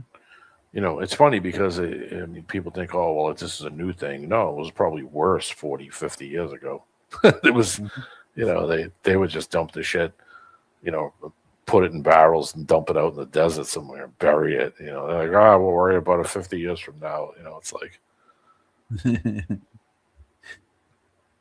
Oh. Yeah, there was no farms to fill in and all that back then. No farms to fill in. Taste the biscuit. Taste the goodness of the biscuit. Andrew alert. Oh, sorry, I was singing.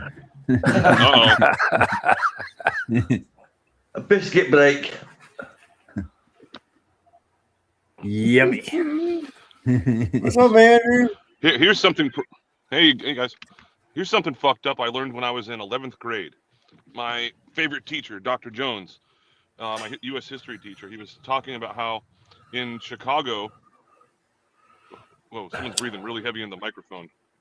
That'd be D. Oh, it is? Really? I'm that loud? Yeah. I'm sorry. Yeah, we can hear you. That's all right. As long as we can hear you. Back to you, Andrew.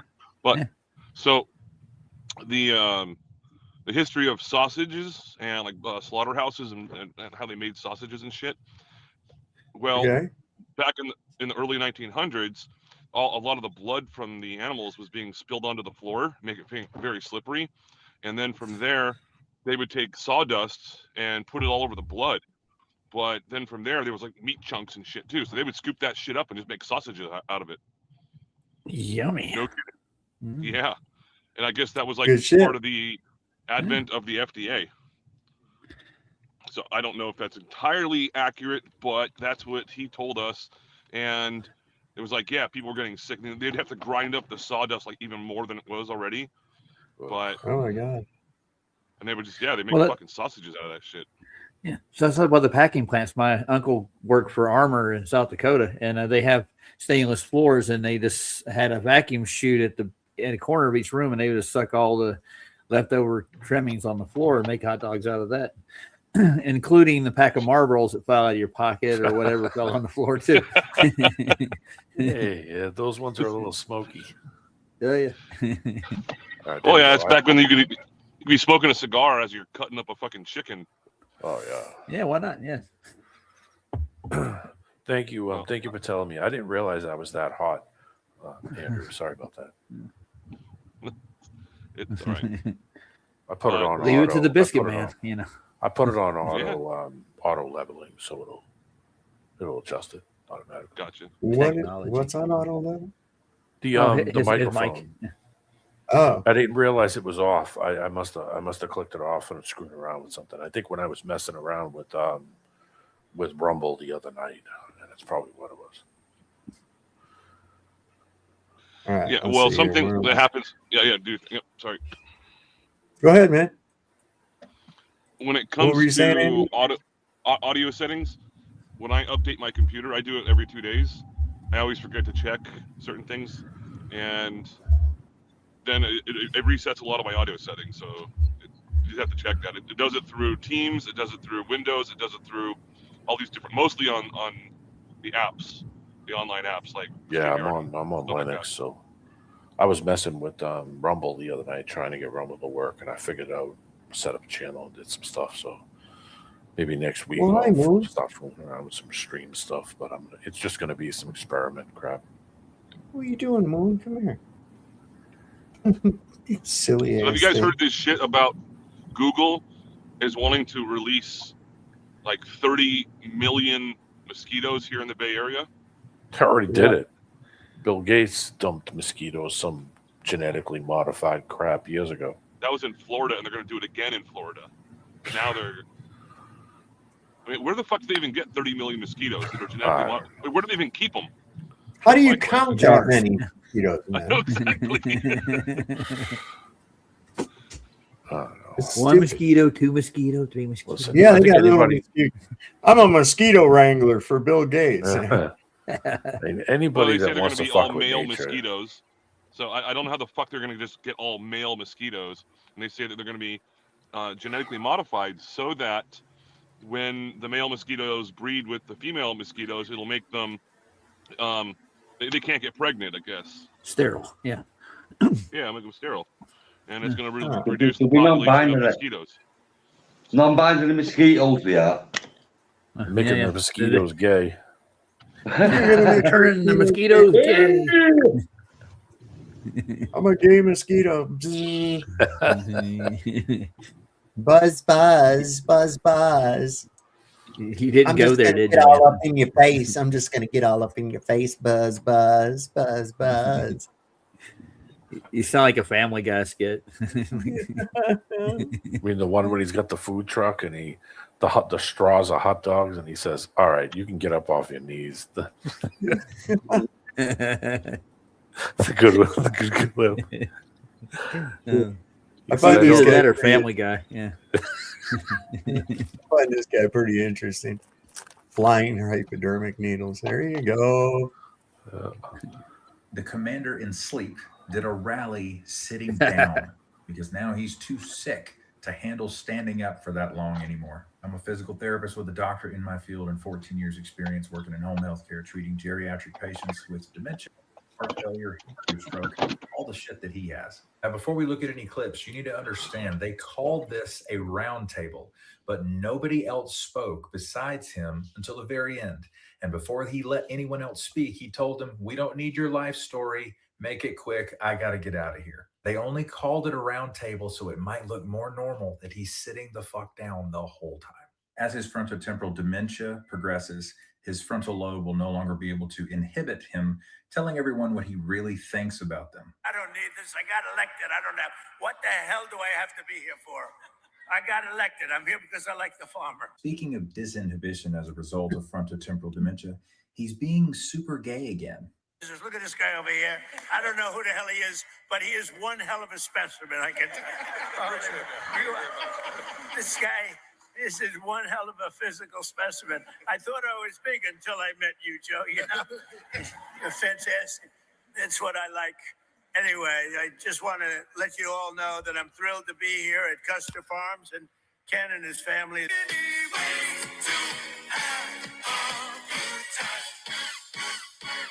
To my knowledge, the live stream footage of this event only began after he was already seated at the table. That congressman felt the need to help him down a single step because he was afraid that he might fall. This is an indication that his fall risk is very high, which is very common for a patient with dementia and a history of stroke and congestive heart failure. Washington, between Lincoln, think of Washington, D.C., between the Lincoln Memorial and the Washington. Just think about this. You know that beautiful spire in honor of the great George Washington and the beautiful Lincoln Memorial. So between there, thousands of feet long. It was built in 1922, and to be honest, Monument. The fucking word you're looking for is monument. This is more expressive aphasia from a dementia patient, or it could be because of his history of stroke on the left side of his brain where his language centers are. Anytime he struggles to pronounce a word, like with a phonemic paraphasia, or he flat out forgets a word, he will ad-lib off the page and try to draw the listener's attention somewhere else to keep people from noticing he fucking forgot. At this point, he's on 44 days of borrowed time. Who did he borrow the time from? Lord Peter Baelish, from when his orange makeup should have crossed the blood-brain barrier and caused the subdural hematoma, been impeached, or they should have finished the process of invoking the 25th Amendment. Thank you for your attention to this matter. Tell us how you really feel, dude. Right?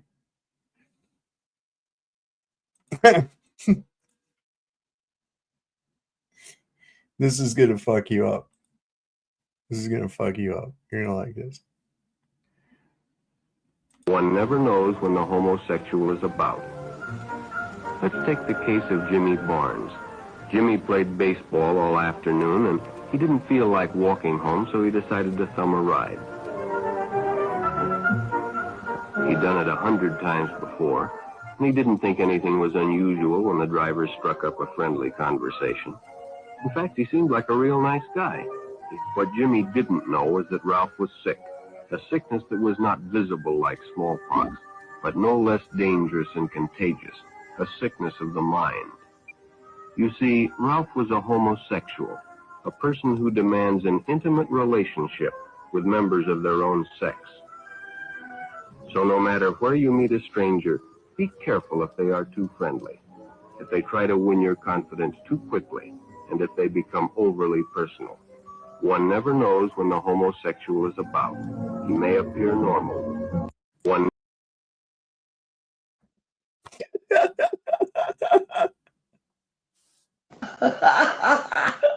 They appear normal. That's sorry. That was from the 50s. That was a thing from the 50s to how to beware of homosexuals. Well, nobody knows when they're about, so you know. I know you can't tell. You don't know. Could be. It could be anywhere, under any rock. Anybody. Could be a president of the United States for all you know. You can. Sometimes I'll be out somewhere and I feel my ass all getting hot. I know somebody looking at it. I know it's a. Your gaydar's on. That guy that with the shades on, was he supposed to be a homosexual? Because I'm not having these talking like this. Oh, what are you doing today, boys? What? The room got real quiet. Yeah. Bryce Mitchell reacts to his UFC White House critique going viral. We'll see what he says. I like this kid. He seems real down. Oh, you know what? I did it again. Hold on, no. stop. I got to go get a Big Mac. I feel a heart attack coming on. Hell yeah. That helps you. Yeah. Hang on. Let me get this over here real quick. Go back up here. Do this. And just the government. And is it nice to know that most people agree with your thoughts on the White House and just the government and their place in sports, or their place that should not be in sports? Of course, I always want people to love me and agree with me. And you know, that's not my motivation for saying what I say. It's not a consensus or trying to appease people. If I say something, it's generally because I think it's the right thing to say, if my heart's in the right place. But it's really nice to see people understand what I'm saying, that I'm not being malicious, and that I am happy to be part of the UFC. I am grateful to be here, but I have a voice too, and I can have my opinions while still respecting everybody. And I was just really happy to get up here and share that stuff. So thank y'all for giving me that opportunity. Is it nice to? That's it. He's usually really well spoken. I mean, he's right direct to the point. Boom. You know, this is how I feel. You don't like it, put a sock in it. I don't care. You know? Is he not going to? Is that the problem? He's not making it to the big fight. No, I don't think he's going. Yeah. Yeah, listen, this thing's going to be a big bust. It's going to be an embarrassment. It's going to be a complete embarrassment. Can I help you with something, Miss Moonshadow? So I'm going to get out of the chair. This thing's kind of hurting my back a little bit. I'll be lurking. Yeah, we're just going to look at some silly shit here pretty quick and then be done. Anyway, got to get over here. Something going on. Well, they're doing nighttime drills in where? Southern California. Got helicopters coming in and repelling and shit. Doing some kind of nighttime exercises, I guess. Nice. What are they practicing for, right? Let's watch this real quick. God damn, I did that again. I always forget to do this. And you know why I always forget to do it? Because I always say, I always forget to do this. So I reaffirm it. Because you smoked a bong load. Yep. Maybe. After that, I got something to share in regards to it. Promise it won't. Look at that shit, man. Wow.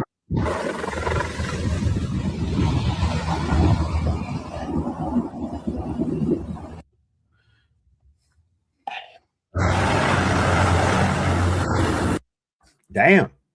You see any of that shit going on, Andrew? No, not unless I was in Iraq. That's going on in Southern California right now. Hey, have you seen them who were dipping in and out of the supposed to be sewer? training like that because in Texas in 2015, I think it was, Operation Jade Helm, which was authorized by the White House, and I can't remember what the Jade stands for, but the Helm is Homeland Elimination of Local Militia. Yeah, I got to see some of that happen. Yeah, they brought in like Southern 10,000 California. troops in there, basically just shutting down the streets and doing some training exercise. Oh, we promise this is not going to be nefarious. Again, this was back during the Obama administration. Later on, they said, "Oh yeah, there was something else to it. We're not going to tell you."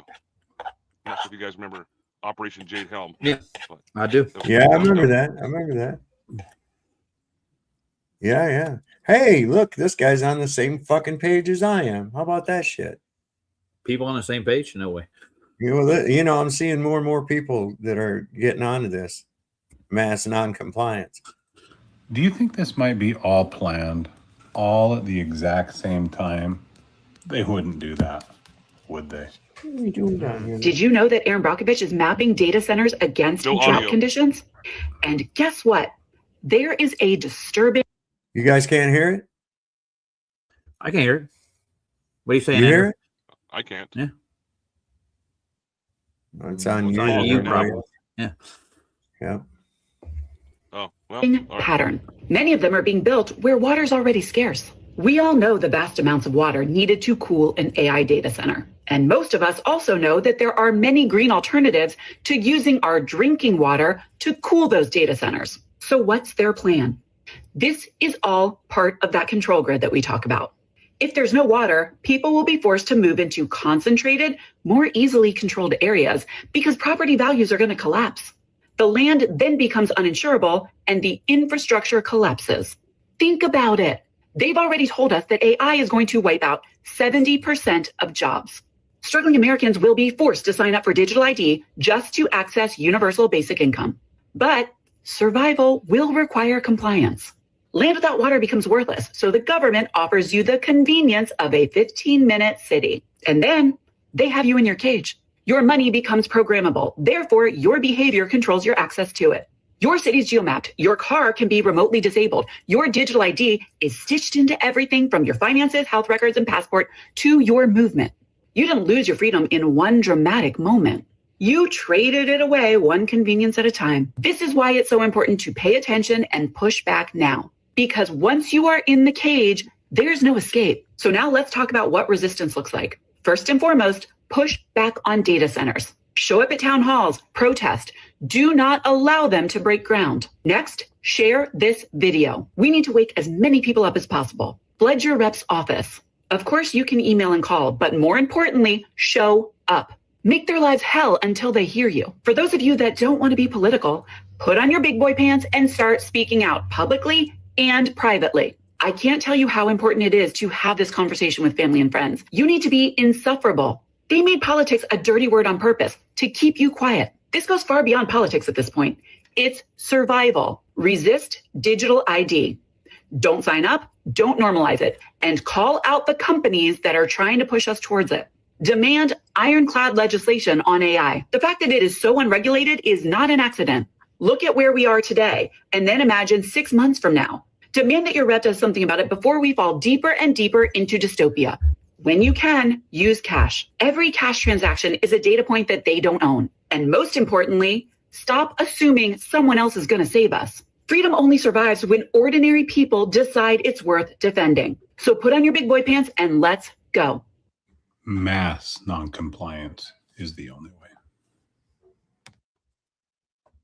I'm glad to hear more and more people saying it and realizing it. Well, if you stop paying them, stop voting for them, and do exactly what they tell you not to do, I think you'd be heading on the right road, wouldn't you? What? Here's a almost like they're irrelevant in your life, you know. Here's a Lego video about the USS Liberty. What? Wow. Huh?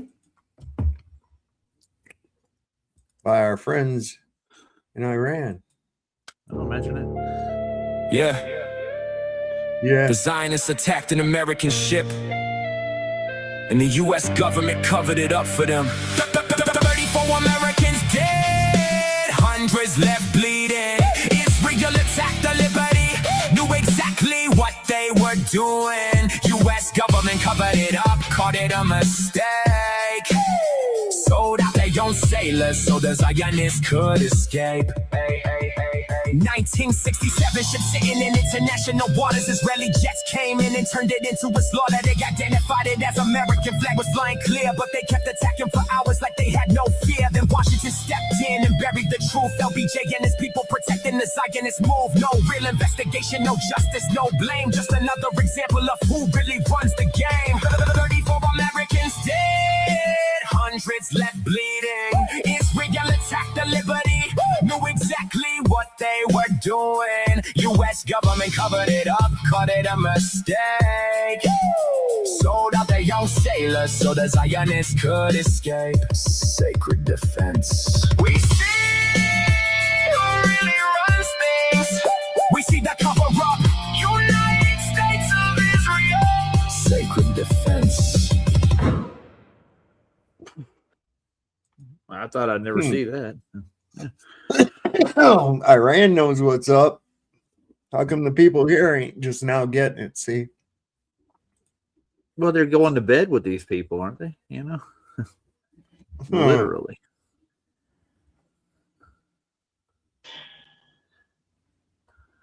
Hey, Roger, are you going on a live after this one, mate? Yes, sir, I am. You're welcome to stop Keep an eye out for them bastard trolls. You tried it on in your life, didn't they? The trolls. They do all the time, bastards. dude. They are.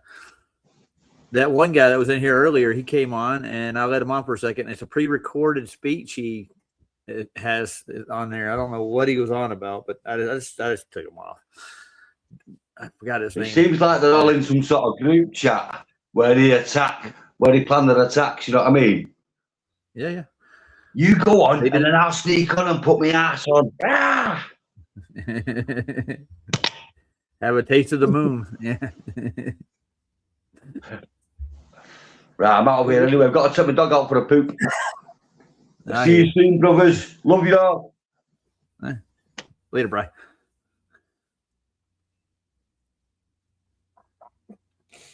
Just looking to see if there's anything else really crazy or not. I believe it. There's a lot of crazy stuff. Yeah. What does this guy say? When do we call a spade a spade? All right, let's see. All right. It's like an average Joe, right? Yeah. When does a conspiracy not become a conspiracy anymore? How about when top officials in the Trump administration need to go and buy burner phones because the Israelis are spying on them? Yes, spying on them. Kind of like Jonathan Pollard, who was literally caught for espionage and treason and then let go by the Trump administration to go back to Israel. And who is now actually trying to run for prime minister because he believes Benjamin Netanyahu is not extreme enough. This is where we are, people. Okay? We have the section of NDAA 244 of our governments fusing together, basically giving the Israelis just a backdoor into our AI, into our weapon development, into our data, to be able to actually spy on American citizens, not just people in the Trump administration. When do we do something? When do we call a spade and say that we are past treasonous territory, that we are completely infiltrated, completely invaded, and that if we don't do something that we will lose our country forever? Because I'm ready. You know, the conversations are warm, people are waking up, and it's a great thing, but we need momentum. We need to start pushing further because we cannot allow our beautiful country to be taken over by these demons, okay? It is openly not even a secret anymore that the Israelis are spying on the top officials in the Trump administration. That should make everybody very fucking weary. I mean, yeah, they're really pushing this shit. I mean, it's just like nobody thinks this is a good idea. The people don't want it, but they're just going to do it. It's fucking retarded, man. I don't even understand how they get to. That's why I say we just got to get away from this shit. You know, we just got to quit. Well, I got an idea. We'll get an island. Never mind. Yeah, right. God damn it. Yeah. What is this? Well, I'm gonna hop off, Soph. Thanks for having me up. Yeah, I gotta go I'm get gonna the show do the ready. same thing here pretty quick myself. What is this accent? Seriously? Oh, Jesus Christ. Okay. All right, Roger. We'll have a good night, man. You too. And thanks for coming up. And as Anytime. we always like to say on here, do not forget the Lord loves a working man. Don't trust Whitey. See your doctor and get rid of him because he'll probably kill you. And it's better to shit in the sink than it is to sink in the shit. We'll see you next time on Sovereign Soul. And don't forget, we're going to go over another couple sections of the lost history of Flat Earth as well. I'm going to kind of do that till it's all over. And hope you all have a good night. We'll see you next time. Good night.